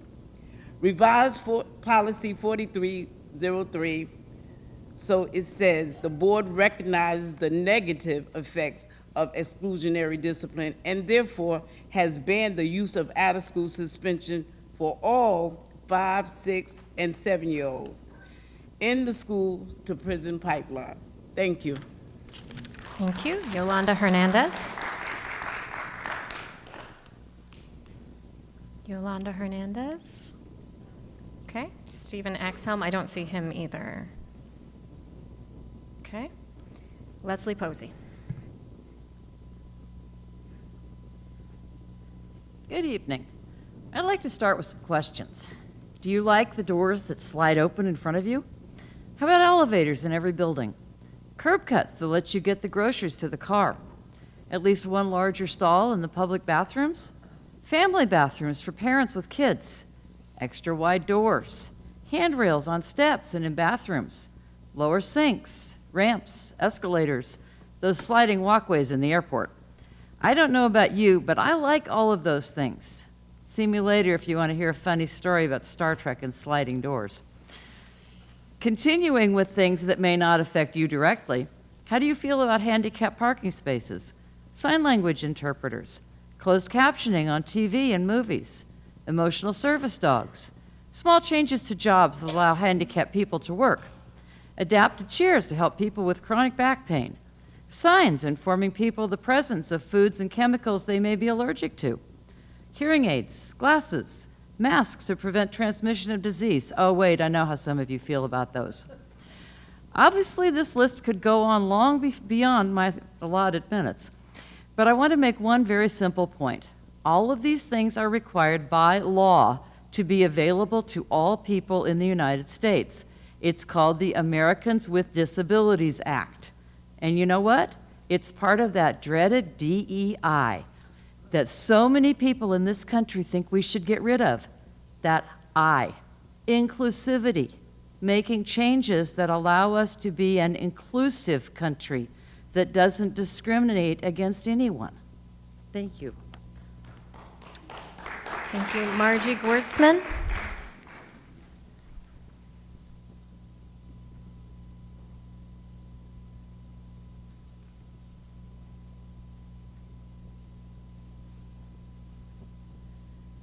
Thank you all for your patience. It looks so great up there. Hi, my name is Margie Gewurtzman. I'm new to Hanover County. My family moved here. We transitioned here out of Texas about 2023. I am a mother of 3 kids in your school district, a 17-year-old, a 10-year-old, and a 6-year-old. And all of them have IEPs, but they're twice exceptional, so they're also in exceptional classes. I have, in my short time here, been to several IEP meetings, both at the high school and elementary level. And across the board in my conversations with the teachers and support staff and behavioral specialists and principals and busing staff and the lunch lady and all of that, what I come across is there's an underlying fear. I've looked at the budget. I've looked at the trends, and everything everybody else has already said is the funds are running out. That if we don't have income sources to support our schools, how can we provide a safe space for our kids to learn? Our teachers are doing incredible jobs, but I want them to be successful, like the program highlighted today, because of us and not in spite of us. And right now, I fear about that. I see teachers who came to this school year and their aides were gone. I saw the fear in all of our parents that the nursing staff was going to be cut. I have kids who have needs meds. Like, they can't schedule that. When my kid has a panic attack, that's not a scheduled event. And it's not right to make teachers also the nurse. It's not right to make teachers also the janitor. When we first got here, we couldn't enter Bradley Creek Elementary for kindergarten roundup because there wasn't enough janitors to put the classrooms back in order.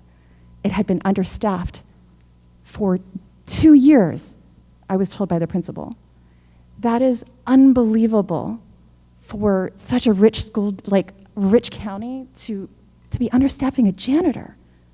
So anyway, I urge our whole community that we are moving forward to, as they have said, fight tooth and nail to get those funds back into our school district every way we can, and be creative. I come from Texas. They have the Robin Hood laws. And our school district, they created parent organizations that raised the hell out of money to fill that gap that the state wouldn't fill. Anyway, that's my time. Thank you, guys. I'm Margie. I'm running for school board. Bye. Thank you. Brittany LaRue?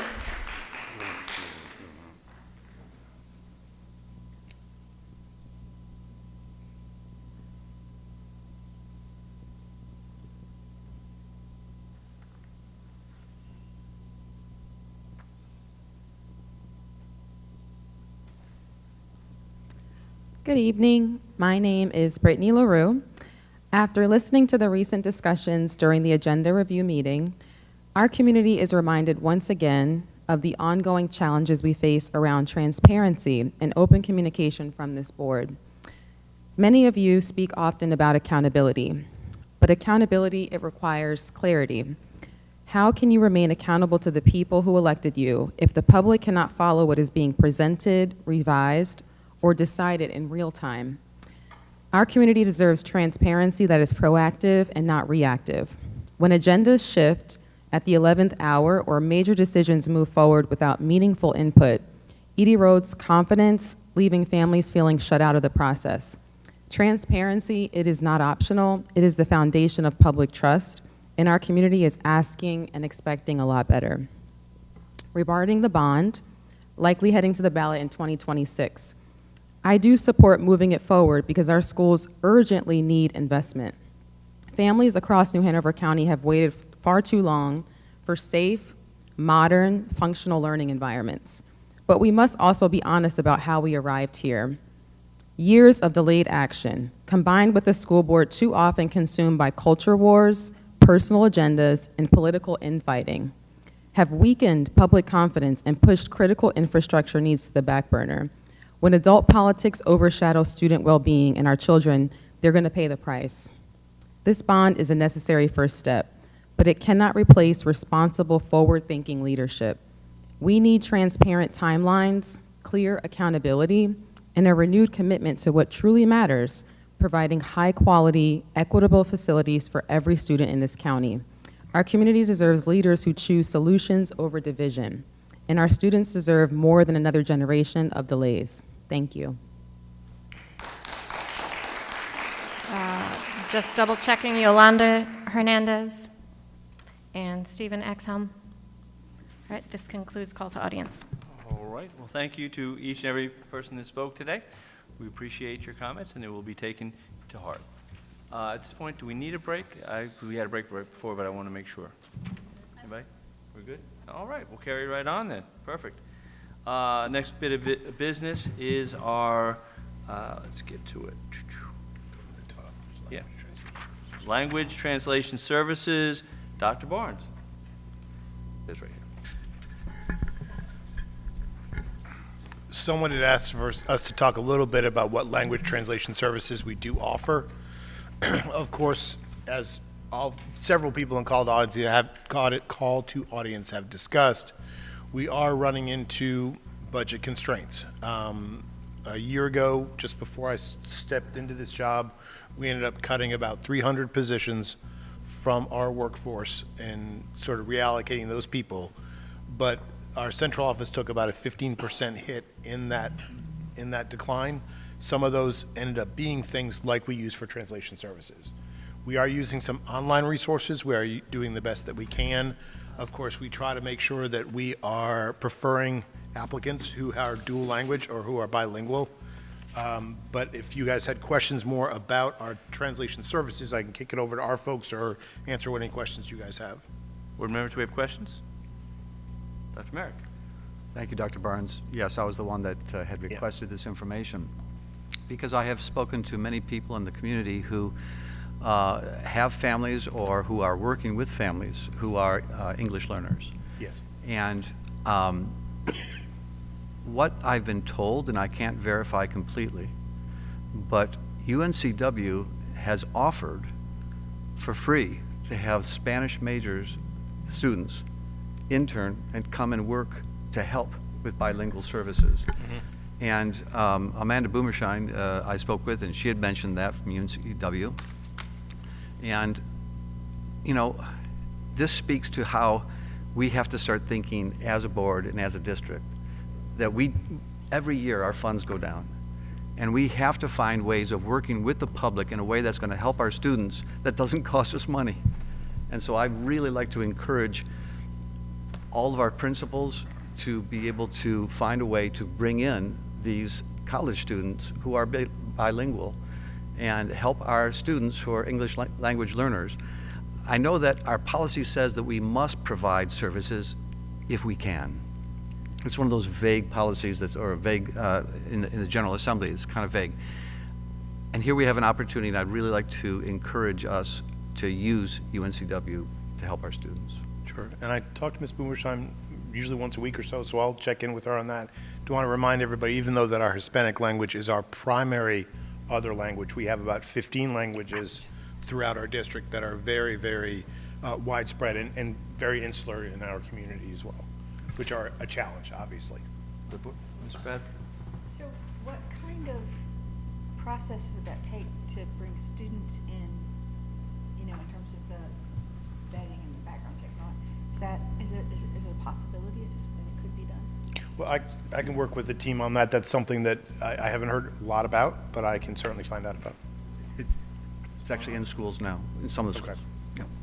Thank you, Mr. Chair. I agree with my colleague. If we have an opportunity to provide resources, the reality is, I think, looking at an MOU of sorts. I know we have internships from different schools for the profession, the teaching profession. So I assume that we could potentially look at something along those similar lines of translator services, mirroring the MOU, but not necessarily for the teaching profession, but to come in as an opportunity for translating. So I don't know if that would be something to explore, but that would be my feedback. Ms. Mason? My concern, having worked with individuals with deafness, I know that the interpreter in those programs, they get to know the families really well. So my question would be confidentiality. Would that become an issue because you're going to have students that could be interacting with families as well as if they are needed? Is that correct? Like, would that be would students be working with families as well, or just with the students and the teachers? Well, our focus would have to be on the school-related things. However, we always provide supplemental language services if your child has an IEP, or we've done it if people are coming to open house, things like that. So we just need to coordinate with families so that we know what they need ahead of time, because that isn't something we just have ready-made at schools waiting for people. Ms. Justice? Yes, this has been a challenge, oh my gosh, because of our budgetary concerns, and let's be honest, and this is not political, it's a fact, our North Carolina legislature have allowed us to become 49th. She mentioned 48th. It's actually 49th in the nation in per pupil expenditure. It's just so painful to try to find proper funding for our kids. What the reason I brought that up is because this is going to take time if you work with the university. And that means people in our central office, whoever's the specialty in this area, will be spending time doing that. That costs money. So my suggestion would be to lean heavily on UNCW because they have more resources than us. And that would be more beneficial, that would be very beneficial for their students to have this opportunity to have this experience. So that's what I would say would be to reach out to UNCW, see how serious they are about benefiting their kids, because I can't see anything but a benefit to them working with, and it's not just the Spanish language. There's other languages I'm sure that will be useful for kids majoring in other areas, language areas.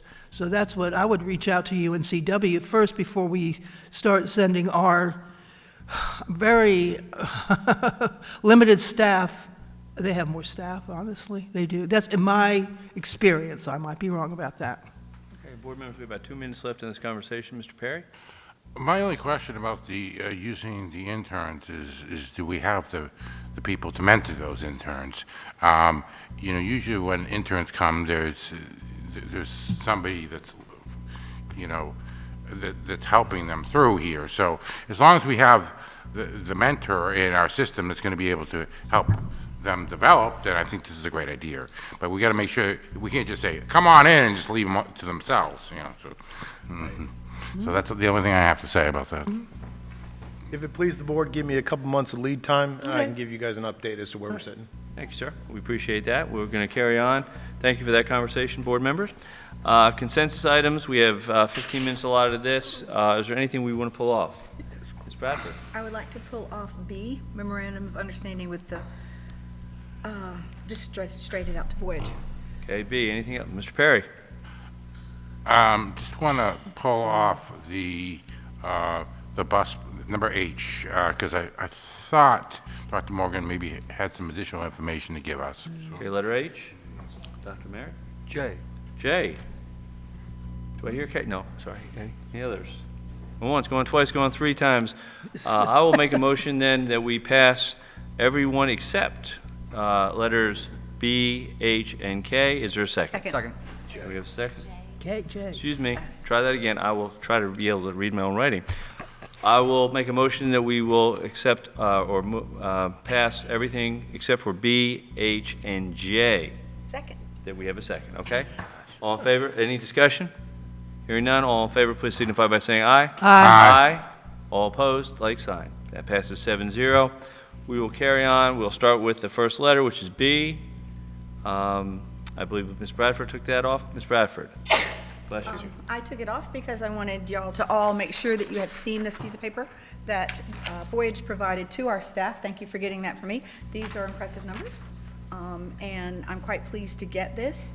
I guess you know I have toured this place, and I felt good about it, but I like having data, and they're working in our schools, and this is a success progress report here, and so I just wanted to pull it off to make sure, because I know they'll listen, that, you know, that my reservations have been alleviated. Perfect. Do I hear a motion? Yes, I move that we accept it. Second. First and second, any discussion? Questions? No? All in favor of moving or passing? Oh, I'm sorry. You were late. I wanted to go ahead and echo what she just referred to. It's an excellent program, and I'm glad we've got it in our system. Awesome, awesome. Okay, any other discussion? I'm sorry. I'll kind of scan before we start. Get back into this pose. Okay. All right, all in favor of passing B on, please signify by saying aye. Aye. Aye. All opposed, like sign. Passes 7-0. We next have letter H, which is Mr. Perry. Mr. Perry. Yeah, I can't remember the exact specifics, but I think when we were at our meeting last week that maybe Dr. Morgan said he was going to give us some additional information. Is that true? Yeah, I just wanted to double confirm. I can't even tell you exactly what it was, but I seem to remember something like that. So. Do you have any additional information you can share with us about? I'll be honest, I wasn't prepared to share any additional information. I'm happy to answer any questions that we may have following Ms. Trafton's Q&A session at the agenda review. Do you have any other questions for? And I apologize if there was something specific. Mr. Perry? Yeah, I can't think. I just thought I recalled that. If there's not, I don't have anything in particular. Okay. Ms. Bradford? I am totally impressed with the Transportation Department and what they're doing, and I was impressed with the software, so I move that we pass this one. Second. First and second, any further discussion? Hearing none, all in favor of passing H on, please signify by saying aye. Aye. Aye, all opposed? Passes also 7-0. And finally, we have letter J, and that was Dr. Merrick. Dr. Merrick. Thank you, Mr. Chair. I have to get used to saying that, Mr. Chair. It's not, first of all, I want to say that I appreciate the fact that the superintendent is sharing these plans with us, even though that's how it's supposed to be. I love the transparency, and it's not it's not our job even to interfere at a granular level with what's going on. That's a district responsibility. But I do believe that there's part of it for us, which is accountability and making sure that these are done in a way that we all agree and appreciate. I was a little surprised reading through the student improvement plans at how different some of them were.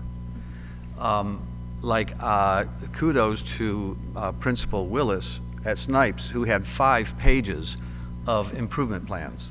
Some of them were weekly, bi-weekly, monthly, quarterly. There was one school that had a very brief 1-page, and almost all of them were just once a year. And I thought it might behoove us to take a look at some of that. That's all. And maybe you have more input on that, Dr. Barnes, than I know about. I was going to let you answer his question if you want to. Well, I know that each individual school is responsible for working on their own plan with each individual group. We do monitoring more comprehensively on schools that we consider in danger or have not seen improvement. You know, we have 10 schools that did not meet growth that we're focusing on. What you're seeing and what I sent you, you've had access to the entire district school plans for a month or so, but I know this is hard to kind of work through. This is just the things that are new in those schools that we have concerns with. So these are additional items. These are items that have changed in those plans. Thank you, sir. Ms. Barnhart? Thank you, Mr. Chair. I was going to point that out as well, because these are the only plans that are coming before us are schools that did not meet growth and improvement. And so I was asking for clarity as well. These are the additional items. So there are more items in the full plan for each of these schools that we see. But these are the changes that they are adding to their current plan, because next year we'll have to approve all of them. It's on a 2-year cycle, but these ones are on a 1-year cycle because they did not meet expectations. I appreciate I appreciate the delineation. I had reached out to Mr. Worthington and said, I'd like to make sure we know what's different, because these are the schools that we want to see improve and we want to see change. So I appreciate taking the time to say this is what's different. That is very big. Hi. So there's a difference between an action report and a comprehensive report. A comprehensive report is exactly what you're talking about, Ms. Barnhart. It's going to be everything that the school is going through. And so in a lot of cases, you may look, if you see an added date, in some cases it looks like it was added this year. In some cases it may look like it was added last year. So it might say 2024 was when it was added. But if it says that, and what it means is that they've gone in and augmented in some way that action step. Maybe they said, hey, we were going to do, I saw one that said 2 phone calls home for every child every single month. That may have been a simple change from 1 last year to 2. So it would stay there, but they want to they've just moved the target date to the end of this year. I'd also say in a lot of cases, context is king, because you pointed out Snipes. And Snipes has been working on the NC Star platform for so long that they have become very, very detailed. And in other cases, a school may say, we're going to get to 100% compliance with PLCs, and let that be it. And where Snipes might say there's 7 different action steps we're taking in that this year, that school might have this one action step in which they are really doing research about their best practice for their school within PLCs. So for instance, if 3rd grade reading was the concentration for them, they're going to do research about what's best practice, and you might see next year when we get everybody's improvement plan that it's suddenly expanded. So if you were to go back and you look at the action reports from this year to last year to last, some might be smaller and then some might be bigger in the next year. It doesn't roller coaster except on paper. But if you were to go in and look at the comprehensive plan, which you can do with that guest password that's online, it will be much more extensive. You don't want to print that off because it is gigantic, but it does kind of speak to a lot of the work that goes on behind the scenes. We hear a lot about transparency throughout the community, and I appreciate that. This is the best avenue to go in and look and see what's the, I don't want to say grunt work, but kind of, what is that work that looks like behind the scenes to make every inch matter in a school? But I'm happy to answer any other questions if you have any. And I was just going to say, you know, because when I ended my principalship, this all just started. But I remember it was very, very time intensive, very, you know, and maybe it's changed, but I remember, you know, we would you know, finish it up, we'd send it down to central office, and we might get it back and say, well, you really need to look at this, you know, this area, and so it's an ongoing, it's a much more of a living document. I remember also early in my principalship where we had a document, we got done with it, we put it on the shelf and picked it out the next year and started all over again, where this is much more active, much more interactive, which is, I think, a lot better. Yes, sir. I'd also say if you were to come back and pull actions report again at the end of next month, it might look very different because we'll have some schools that will complete, and once they complete an action step, it may roll off, and they may be adding other ones on. One of the keys that we always talk about is that it's always great to be removing action steps and adding action steps. It's very hard for a school to get completely compliant with one of those key indicators. So if you were to look up there, and I'm just looking off of the screen here for Snipes, it says key and then equals key indicator. A key indicator is something that all of our schools are doing now because they're aligned to the state board goals. But one of the goals might be something like we have great classroom management throughout the building. The way it reads, it says that 100% of our staff, 100% of the time, have 100% great classroom management. It's really impossible, or maybe it's improbable is a better word, because we have beginning teachers that are learning. We have new folks that are new to New Hanover County schools. We do our behavior matrix different than others. We are onboarding one of the best programs I've ever worked with in CHAMPS training and STOIC. And so those things will always push us to add action steps and complete them, but it's really hard to get towards full implementation, which is why we say continuous improvement. Ms. Mason? I was going to make a motion to pass the school improvement plans. Okay. Is there a second? Could you say that? I'm sorry. I move to pass the school improvement plans. We have a motion and a second. Any further discussion? Yeah. Ms. Justice?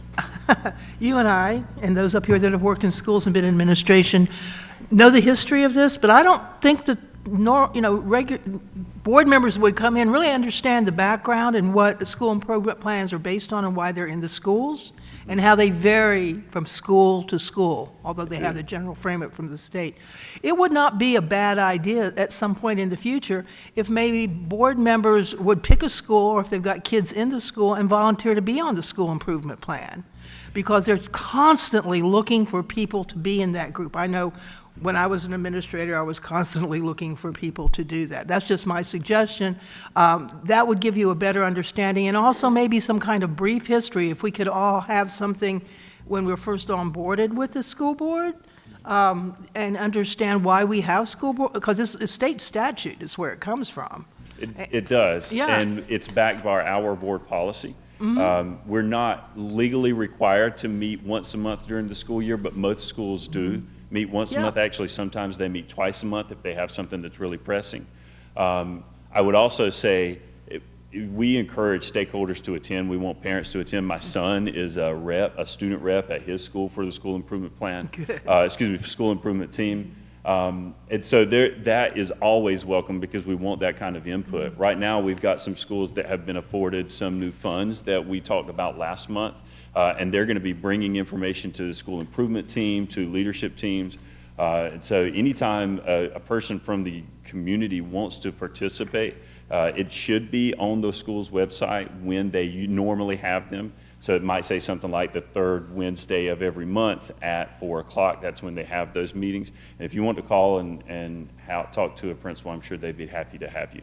Sometimes it's very, very lively discussions. Whenever you ask, whenever a parent comes in to say, can my kid in this middle school use the locker? It's going to be a great, lively discussion. And then sometimes, being frank with you, it's minutia and things that we want to get through during the day to just get to the next thing that's going to improve learning. So it just depends on which one you get to. Okay, board members, we are about out of time, but we have 2 more hands, so let's get those 2 and we'll finish up. Thank you, Mr. Worthington, for saying that we are welcome, and thank you to my colleague to the almost far right for saying that we should be more involved. But I do want to put a little caveat in that. I did attend a meeting this year, and I was feeling like I was being a little bit of an intimidating presence. So we do have to be very, very careful about how we show up and make sure that, you know, we're there just to support and, you know, because, you know, we've talked about it here before. We just think we're normal people, but sometimes we're being told, you know, that people expect something more of us or are a little bit concerned about us, you know, in terms of what we might bring. Right, thank you. Very true. Ms. Bradford, finish this up, please. I'd just like to take this opportunity, looking at the action report from Career Readiness Academy, mostly. Dr. Barnes, don't you have something to tell us about that first one? Increase the partnership with Cape Fear Community College to provide additional courses for 11th and 12th graders. Did you have an announcement on that? Not yet, I didn't. Not at this Whoops. point. Our partnership with CFCC is very valuable to the school system, and they're looking at ways to expand that into Mosley. So. Awesome. Okay, board members, we have a motion and a second to pass letter J on. If we have no other discussion, all in favor, please signify by saying aye. Aye. All opposed, like sign. Passes 7-0. Okay, we carry on to the next section, which is the policy. I'll turn that over to me, so I'll take that over myself. Here we go, 2 hats. Can I borrow your hat now? I'm going to, you know, we talked about transparency several times. I do want to be transparent. If you would look with me real quickly before we start at policy 2230, board committees. I had a board member call me today, and as I was reading this over for the 54th time, I did notice that I missed something. So in section 9B9, Sustainability Committee, we had changed it, but I didn't notice the top part. So we have now changed it again, but I want to make sure everybody sees that up front. The council will include the following members. We need 2 board members on the top because we have 2 board members on the bottom. So 2 board members, a subject matter expert, et cetera, and then the only other part that's been changed, additionally, the 2 board members, again, that's why we need the 2 up top, will serve on the Soil and Water Conservation Committee. So, yes, ma'am. Thank you, Mr. Chair. I would just like a little bit of clarity. Whenever, and it was policy 2660 for the liaison position that we created for the Soil and Water Committee, and it was with the purpose to create a more sustainable opportunity in our school district. So with the actual creation of New Hanover County's Sustainability Committee, I believe that those 2 committees are kind of replicated. And so if we're able to migrate these, and I don't know if it would be more applicable to send this back to policy, but to discuss that, to potentially maybe not have a liaison as a board member on soil and water, but rather on the sustainability, have somebody from soil and water present, if that makes sense, what I'm saying. Point of order, Mr. Chair. I think we're sort of getting off. Don't we have to, before we can discuss this, don't we have to have a motion to approve and then we can discuss? Right, so let's go ahead and do that. I So, was going to make a motion. Ms. Mason. At least one. I move to send 2230 to committee. I'll second. Okay, 2230 to committee. We have a second. Any discussion? Hearing none, all in favor of sending 2230 on back to policy committee, please signify by saying aye. Aye. Aye. All opposed. All right, I will make a motion that we pass all these, all the presented documents on. Is there a second? First and second. Now we can actually have discussion on that. I was just point out, Mr. Perry. The 3220. 3220. I'd like to get a little more clarification on this developing relationships with businesses and seeking grant fund sources for technology programs. This seems to be an additional new language. Okay. Let's just do the polling. Could we We get want to. somebody to speak on that? Ms. Brinson? That actually was added from the School Board Association. That wasn't our addition. Yeah, this is the. Okay. That was from the School Boards Association. Yeah. Dr. Merrick? I have three I'd like to pull from the consensus Okay, agenda. go ahead. I would like to pull 2310, 2335, and 7910. 2335 and Mr. Chair? 7910? Mr. Okay, is there Chair? any others? Yes. Point of order. When someone reads those out, if they could read what it's about so that the people who are here can understand what we're talking about, it'd be great. Okay. So 2310 is? When I speak about it, we will talk about it, what it is. And isn't that maybe a better place? Okay. So, Just read the title. 2310. All right, I will do that. Public participation at board meetings is 2310. 2335 is advanced delivery of meeting materials. And 7910 is, if I can find it, is retirement. Wow, retirement. retirement? I remember that for 20 minutes. Okay, is there any others we want to pull off? We have these now four pulled off. I thought you sent retirement back to policy already. I don't think we did. Okay. Okay, We so did. I'll make a motion that I will amend my motion. I make a motion that we pass everyone except for 2230, 2310, 2335, and 7910. Is there a second? Second. We have a first and second. Any discussion? Hearing none, all in favor, please signify by saying aye. Aye. All opposed, like sign. Passes 7-0. We'll take them one at a time. We've already passed 2230 back to policy, so we'll carry on to 2310, which is, where is it? Somewhere right here, 23. Public participation. Public Public participation. okay. participation at board meetings? And Dr. Merrick, would you like to speak to that, please? Yes, thank you very much, Mr. Chair. I do not disagree with the rights reserved by our board chair to ensure proper decorum, to make sure that's maintained. But in my perspective, there's no reason to include this information in our policy manual. It reads to the public, I believe, as a threat. I don't know if the public has had a chance to look at this, but it does mention new changes. And I think that we should want our public participation at meetings. And just as there's no number of warnings required before ejecting a disruptive member, there's also no need to warn them in our policies. It would be more appropriately added to the web page where the public signs up for a CTA, but I don't even think it's necessary there. The information we received at the last North Carolina State Board Association meeting said that they talked about ethical decision-making frameworks. And one of the questions they had is, will this build or erode public trust? And I argued that this policy change is confrontational in tone and would erode public trust. And for that reason, I don't think it belongs here. I can't support it. I believe the previous iteration is fine just as it is. Disruptive attendees can still be escorted out without including confrontational language. Thank you. Ms. Bradford? Actually, Ms. Barnhart was next. Excuse me? She was next. Okay, Ms. Barnhart, I'm sorry. For clarity, Mr. Chair, were these recommendations from the NCSBA? I believe our attorney had penned them for us. Yes. They were, That wasn't from the... A lot of the recommendations came from the, Sheriff Ed McMahon. Ms. Bradford submitted some comments and amendments, and I tried to boil everything down for the policy to be a little more concise. So the follow-up clarity, this is echoing what the law says? Like, because If I- usually NCSBA recommendations are based on law changes, so this was inserted by legal counsel because this is what the law says? and in discussion, as he just said, with some board members, but also with our sheriff. Bradford?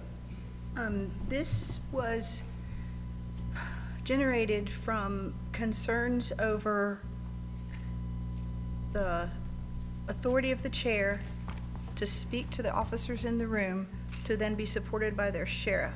So they had clear direction. Oh, it's not there anymore. They had clear direction as to what they should or should not do. So it was out there in broad daylight so that no one would misinterpret it and put us in a situation where what could and could not be done in a disruptive situation was really spelled out by the sheriff of our county, the highest law enforcement officer that we have in New Hanover County, what his people are instructed to do. So it's there, so no one has to wonder. It's not punitive in any way. It's transparent, in my opinion. I took what the sheriff said and I compared it with what the attorneys submitted, and the only thing, it just reworded it. It's kind of like an editing process. It didn't change the meaning of anything. I went through it line by line. I would question, and it's just an editing thing, but under C, the last one that's in red, it's gonna be probably B. Where'd it go? Yeah, BC in red. You should have a 7 under that black text. It's just an editing comment because it's not D, but it's not anything else either. So it just need to put that 7 in there. All it did was just bump it down. So I would move that we make that editing change before it gets codified into policy. Mr. Perry, Ms. Justice? I have a little bit of a problem with, under B, independent action. It says during a clear violation of law such as disorderly conduct or disruption of an official meeting, a law enforcement officer may act on their own initiative to remove individuals. Now, obviously, I think this is a little vague because disruption of an official meeting, does that mean somebody shouted too much? Which normally would probably get a warning from our chair before they just do that. So, I mean, I don't want,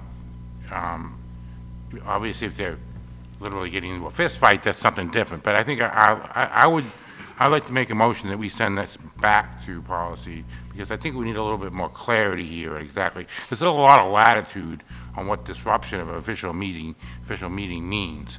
Second. Okay. We have a first and second. Okay. Discussion?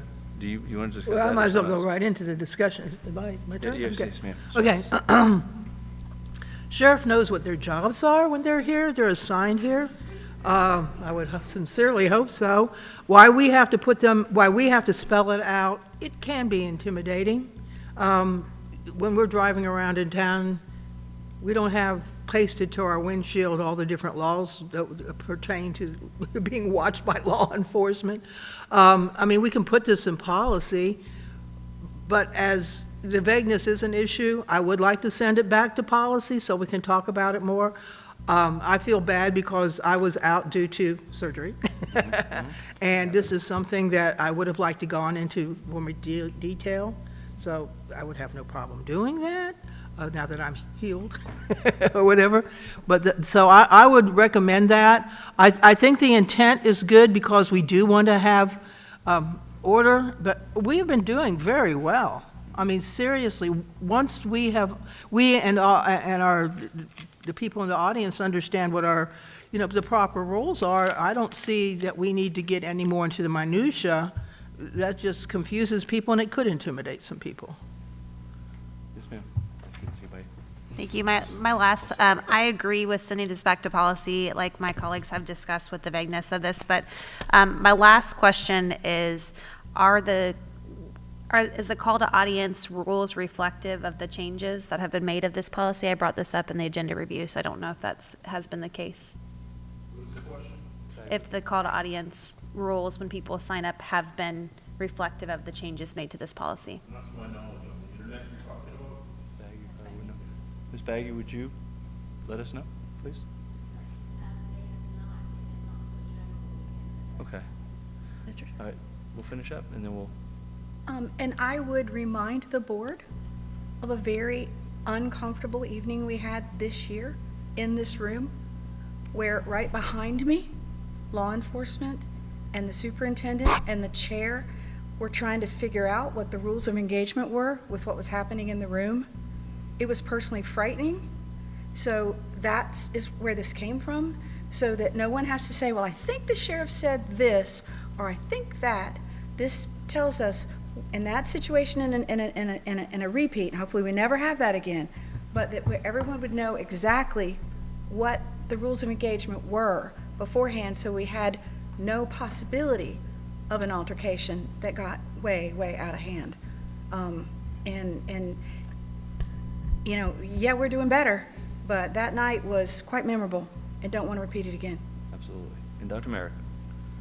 Yeah, I can understand this idea of wanting to make everything super clear.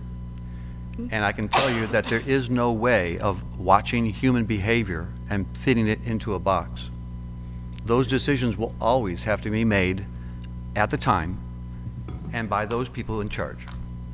And, you know, we can write it as clearly as we want, and the sheriff's still gonna have to make their own decision. The board chair is gonna have to make their own decisions about what is disruptive or not. And this new language doesn't do anything to change those rights and responsibilities. That's my only concern. Okay, thank you all. We do have a motion to send 2310 back to policy. All those in favor, please signify by saying aye. Aye. All opposed? Passes 7-0. If I could ask for a point of clarity. Yes, sir. I don't want to put these new rules onto our called audience until after you guys have finished absolutely. discussing them. Makes sense. 100%. Okay. 100%. Okay, 2335. Coming up, sir. We have 10 minutes of the last two, so thank you for keeping me on So time. to bring make sure the audience is with us here on 2335, advanced delivery of meeting materials. I got another email today about last week's agenda review meeting, where we have people who are trying to read along with us, try to understand what we're doing. And I'm afraid that I have not been able to be clear enough with the board, and I take responsibility that my communication has not been more succinct. When we are at the agenda review meeting, it is 1 week before our regular meeting, and the public does not yet have access to the regular meeting agenda. And a good portion of our time during the agenda review meeting, which is public, we talk about what's on the regular meeting agenda. And the public cannot follow along. The press cannot follow along. It's not an open meeting if we're holding back information from the public, and that's exactly what we're doing. So, you know, I just believe at least the morning of or the night before our agenda review meeting, we should be able to open up to the public the proposed regular meeting agenda so they can follow along with us when we're at the agenda review meeting. Does that, I'm trying to be clear. I'm hoping I'm getting through. So basically, just make sure I'm understanding you and we're all understanding you. You would like it so that either the morning of, the night before, they can basically see the proposed, you know, probably put proposed all over so we don't have anybody saying, that's what, you know, you said you're doing this and you're not really doing this. Or draft, maybe Draft, yes. all over it, something. Yeah. Okay. And that way, when we're discussing it at the agenda review, they know what we're talking about. Because otherwise, they're just going, what, you know. Okay. Ms. Bradford and then Ms. Barnhart? Two things. Would you remind us what on here was changed before Dr. Merrick started to speak? Because I had my notes from the policy meeting is as written. What changed? Well, nothing's changed. That's it. So basically, there was a Okay. discussion about changing, as Dr. Merrick just I brought up. remember. He wanted to Yeah, change it. The vote was unanimous The way it at was. the, you know, we only had two people there, but it was unanimous that we don't change it. And I so it was remember brought back just for us to discuss. We could have left it dead in I remember. policy, but we decided to bring it back so everybody could discuss it. So wait a minute, I had two things. The second thing is, we read our agenda briefing Saturday, Sunday. If we've got really full days, we might read it on Monday, if it's a Tuesday agenda. It often changes between Monday and Tuesday, and I have learned, if I read it on Saturday, Sunday, or Monday, go back and double check it on Tuesday, because things change. So as this is deliberated, I could not support anything other than morning of, because then it would put an undue burden on these people from the way they're working as hard as they possibly can now to get it on there morning of for us. Then just, I'm loath to add more burden to our staff at this point. We cut central office staff and they're all working hard. And that's my only reason for not wanting to add any more to their burden. So I would support, I would be willing to discuss morning of, but certainly not night before, because we're not getting that now. And I don't want to add to their burden. Thank you. I have a tag team question as well. My first is, when we're going through the agenda review, that is the opportunity that we have to ask questions of our staff. Oftentimes, there's emails sent to me from me to people saying, these are the questions I'm going to ask if I forget to ask a question. So we are not actively discussing tonight. We pulled things from the consensus agenda to make sure we had discussions about it. We're pulling policies right this time. So the agenda review is not a discussion of it's the time that we have to ask. It used to be only 2 to 3 board members were privy to the information prior to coming to a board meeting. So the agenda review was the opportunity for us to all come together, have to have an open meeting when we do that, so that everybody's questions can be heard and asked.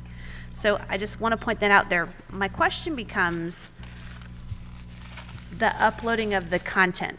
Because in theory, I agree. If it's really easy just to say proposed and have that uploaded, great. But my understanding is once something is uploaded, when we have the opportunity to look in and see the agenda as things are added, I can log into my screen. I can see, oh, well, currently there's only 4 policies uploaded. Well, there might be more that get uploaded throughout the week, like my colleague to the left had said. So is there a way to feasibly do that with Assembly, to put everything as proposed and then flip a switch and then it not be proposed? Or once it's uploaded to Assembly and the staff are building the agenda for today's meeting that we're reviewing the week before, if they put it in all as proposed, is this week's meeting going to be proposed documents whenever it's uploaded? I'm going to go to Mr. Perry, and then I'll let you answer all those questions.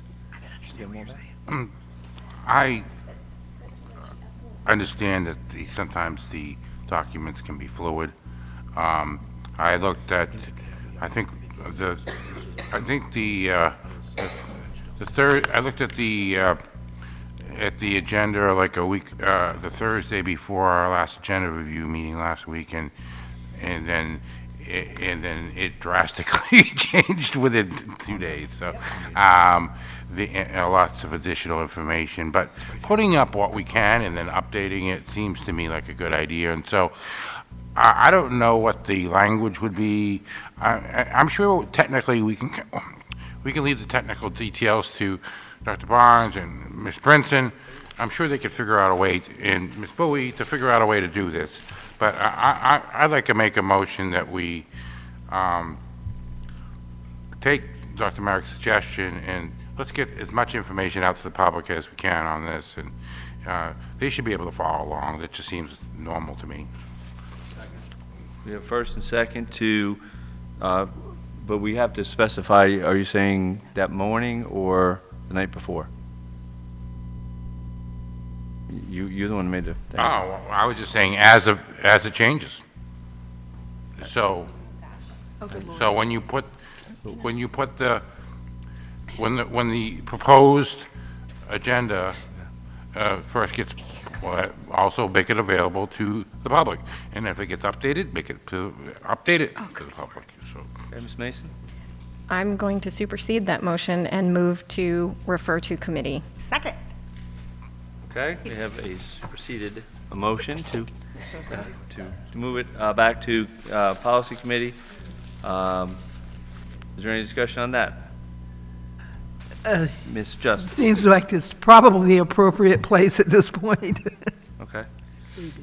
All right, so 2335 to policy. All in favor, please signify by saying aye. Aye. All opposed? Okay, so policy. We would appreciate that because it'll give us a chance to talk about the nuance of the logistics of this. Yeah. Because what we're proposing is making sure that it's going to really limit the changes that we make once we have that agenda review meeting, and I just want to make sure these folks are able to hit those timelines that this would create. So I think a policy committee might be a better place to have the nuance of that discussion. Okay. We have 2 minutes, and we have, thank you, 79:10 left. Dr. Merrick. We can make it quick. Really, I just don't understand the language in the policy, and I would like to ask the superintendent to explain it a little further. The way I read it, it sounds like we are capping retirements for our retiring educators in a new way, perhaps? I'm not sure I understand it. Yeah, I can explain it, yes and no, and I think that was the Dr. one Barnes? that I had asked, I'm sorry. Yeah, Do you want to Dr. call me Barnes. first? This is one I talked to Mr. Wildebohr about shifting back to policy so we could add some language to it to make it a little cleaner. Basically, what that is saying, though, the blue language that is added is in regards to something called pension spiking. And it is a process by which the state retirement organization will monitor specific people's individual retirements if they think they may have spiked at some point during their career. In other words, you shifted to a job that was substantially higher in pay than your one before, and you haven't done it long enough to backfill your own retirement to make do. You haven't paid into your retirement. However, what it really says is it refers to the general statute, which was done in 2015, which says if you started putting into the retirement system before 2015, the employer is responsible for paying any spike that happens. After 2015, it depends on whether or not it is in that person's contract, but then likely it is the employee who has to pay for it. So we can certainly add language in there that makes it a little cleaner and makes it explain what general statute is. And I actually had reached out to the folks at the NCSBA to get their take on that before. I'll make a motion, we pass 7910 back to policy, because we want to do that. Second. Okay, first and second. Any discussion? Yes, Hearing. quick discussion, one comment, really. I have been told, though I don't know, that retirement benefits keep going down for our educators. And it's a real concern. If this is in general statute, we've got nothing to say about it. Correct. But if it's coming from our schools, then I think we need to have something to say about it. Right. The retirement coefficient hasn't changed, the amount that they're giving you hasn't changed, but you have seen over the last several years, probably the most compelling reason that you're talking about is, used to be that you would get your health insurance forever. Yep. And now, after people hired after a certain date, do not get that necessarily. So there is sort of, you can see that as sort of a devaluing of that. I will tell you that my amazing team over there ran the numbers. There are only 8 people currently in the district who are in danger of spiking.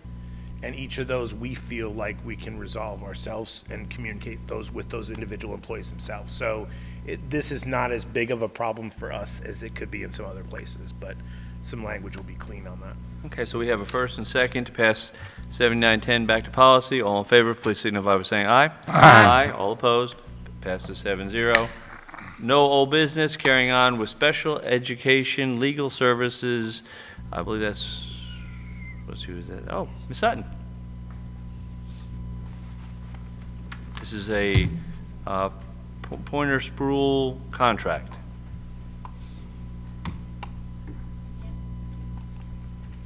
Hi, good evening.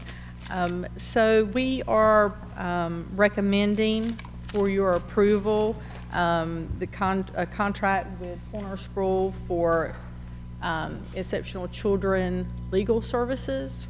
And this contract would extend through June 30th, 2027 if approved by the board. Mr. Perry. The only question I have left on this is there anything in here about regarding, see the hourly rate and the associates, travel expenses? Yeah, why not? What's that Yes, looking? so the hourly rate is included in the contract. It's actually on that first page of the contract, under number 2.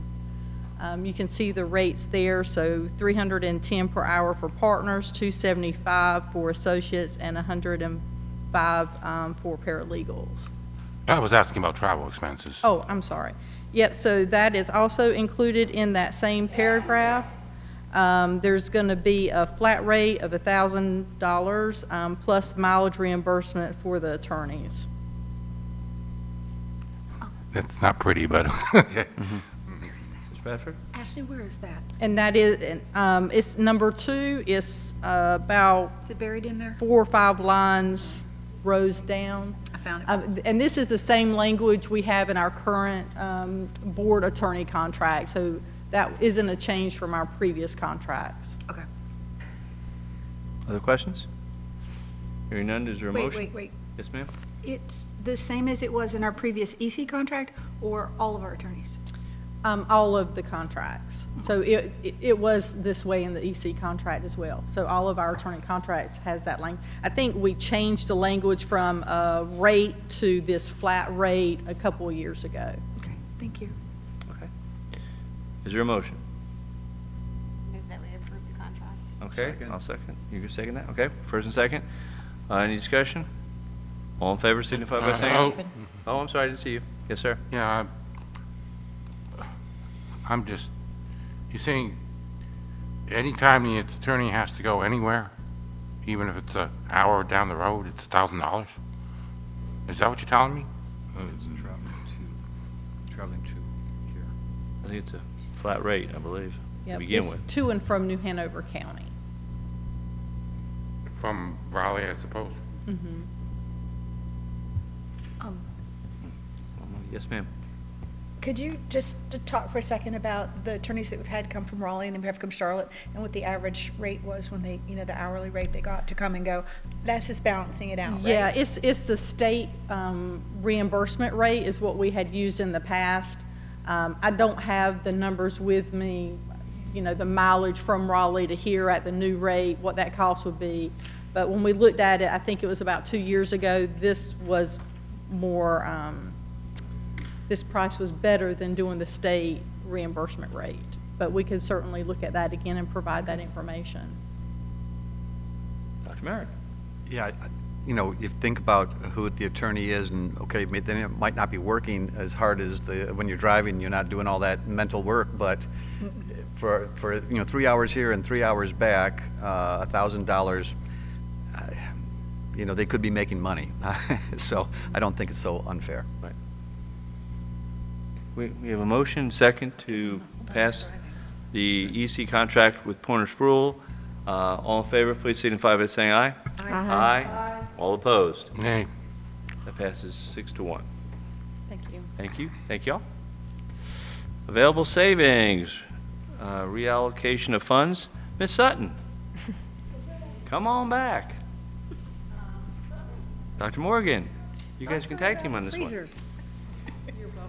If you'd like to, you don't. Bye, Mr. Worthington. Okay, so this is a budget transfer that I think we talked about this briefly at the agenda review. So we have at the top of this document, we're showing some projects that have actually been completed.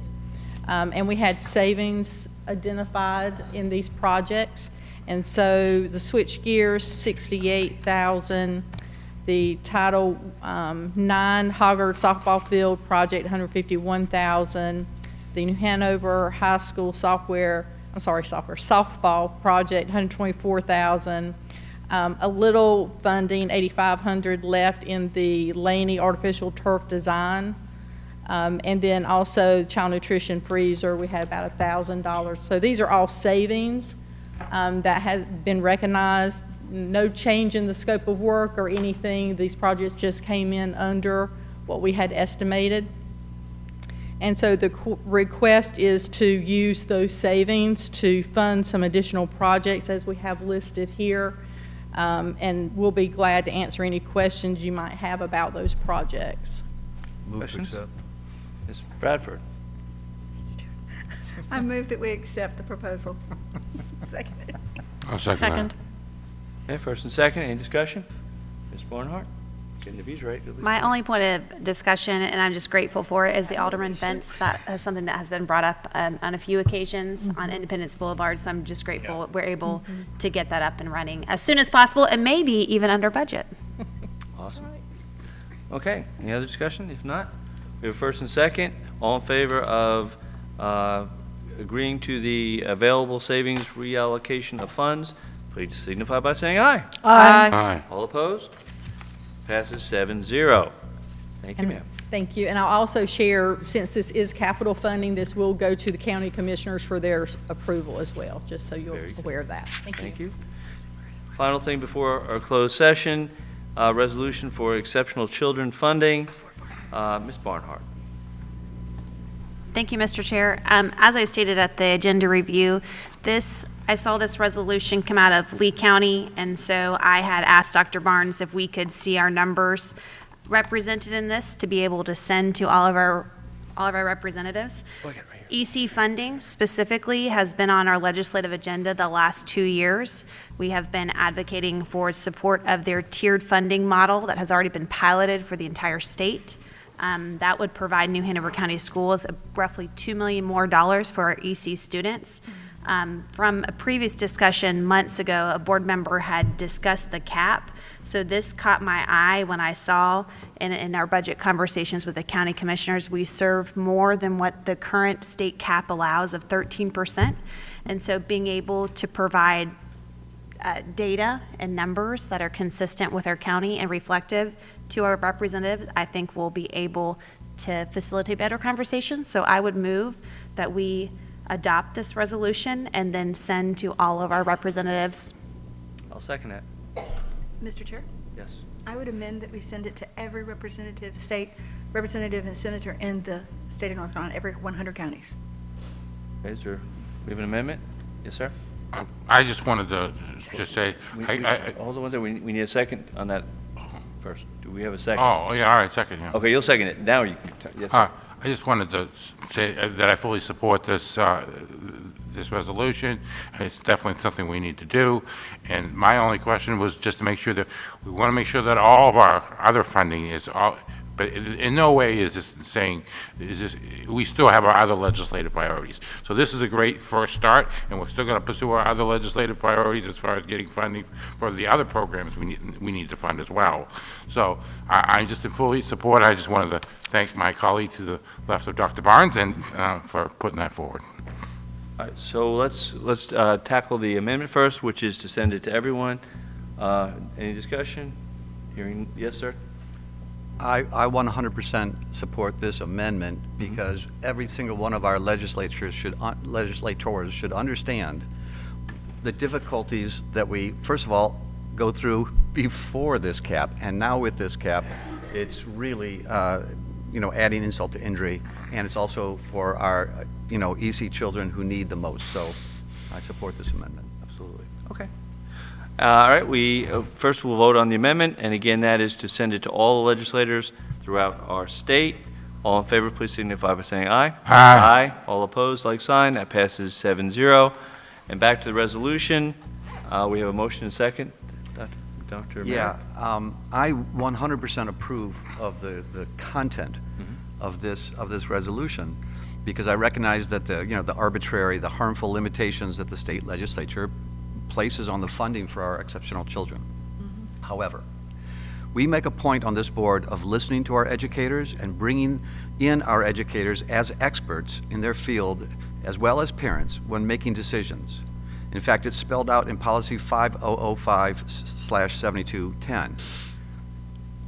We have subject matter experts in our advisory council on exceptional children whom I believe we should bring into this matter rather than working around them. So I move to refer this to our advisory council on exceptional students Oh, that's interesting. rather than bypassing them. Okay, is there a second on that? I second that. Okay, first and second, discussion on the amendment. Yes, sorry. Referral, I'm sorry, referral, yes. Yes, ma'am. Ms. Bradford? Well, on the surface, that sounds like a great idea, but how in the world could we have anybody that did not want to bring more funds, $565,000, if you look, and I so appreciate these numbers that were plugged into here for us, and I tried explaining it to 3 state representatives and the wife of a state representative since last week. And I think we can do a lot better job of educating not only the public, but our state legislators as to this. Believe it or not, a good portion of them did not know that there was cap on what they fund for EC. But this says we're going to take the cap off for New Hanover County, and we'll get one more percent, so $565,000, and that would be such an immediate need. This is a long haul ask for the state legislators, and the sooner we start it, the better. Some of us will come in contact with state legislators over the holidays, and again, I spoke to a couple 3 or 4 over the Thanksgiving holiday.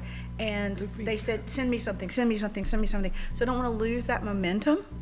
I would love, I have placed a request, and I had a second, to put on our January agenda a robust discussion of EC and our needs, and I think that would be a great time to have this advocacy group come in.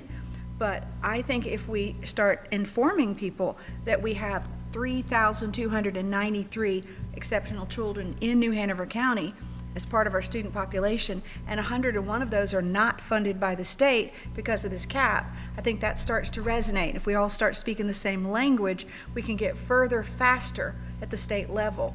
And so I don't want to wait. So I will vote against postponing for that reason. Okay, Ms. Mason?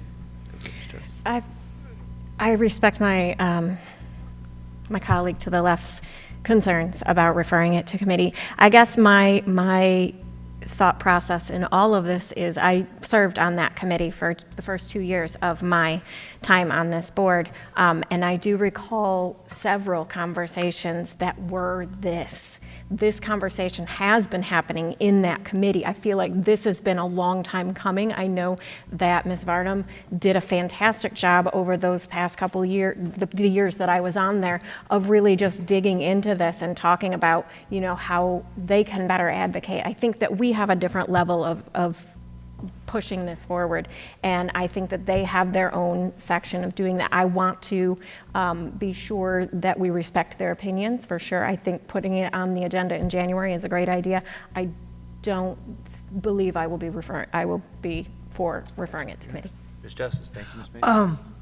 I love this discussion. We really need to have this discussion. I've seen a lot of maturity and understanding go on amongst my fellow board members since they came on the board. They now understand the realities of education as opposed to politics. Thank you. The kids need us to focus on education.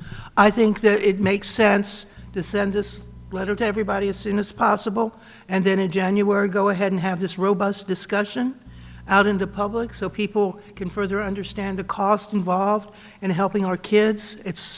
They need it, and the public needs to know this. So in the name of education, I say, in my opinion, I think we should get this letter out to everybody as soon as possible and then progress and keep going. Thank you, ma'am. We'll get Ms. Barnhart and then Dr. Merrick. Thank you. The legislative agenda was not one that I created in a cyclone. There was a lot of input and intentionality. So there has been a lot of backhanded attempts to, I believe, against me bringing this forward, when I just thought that this was, in good faith, something that the board would be able to support, because as a team, we created the legislative agenda so that we could all have a collective form of advocacy. So I would be in favor of sending our Exceptional Advisory Council a copy of the letter that we're also going to send to our representatives, but to try to undermine the fact that Dr. Barnes had to create the data to put in this letter. This was not my numbers. This was not a creation on my behalf, on a personal driven thing. This was a good idea that I think we can all gain traction behind. So while I understand the concern of saying it didn't come from the Exceptional Advisory Council, they were already thought about when we created the legislative agenda, because that was one of the biggest priorities coming out of how we can better support our exceptional education students. So I respect, but I'm going to push back on that realm because of that reason. This is in line with what we are here to do. Targeted advocacy, we have seen work. We have seen millions of dollars come into our district, and if we continue to support in the right direction, I believe that we can do more. Thank you. Dr. Merrick. I'm sorry if it seems that I am stepping on your work. It's not at all what I'm trying to do. And I know this came out of, many districts that came together throughout the state and you brought this back from the SBA convention, and I'm glad you did, and I absolutely am 100% supportive, and I believe that the ACES committee would be 100% supportive of this, but it is just respect for our colleagues and our educators that we include them. We could probably even get on a call with them and have them say, oh yes, we absolutely agree with this. they might have some feedback on some wording, they might have something that they want to add, and I just think it's respect for our educators, and it wouldn't slow it down much at all.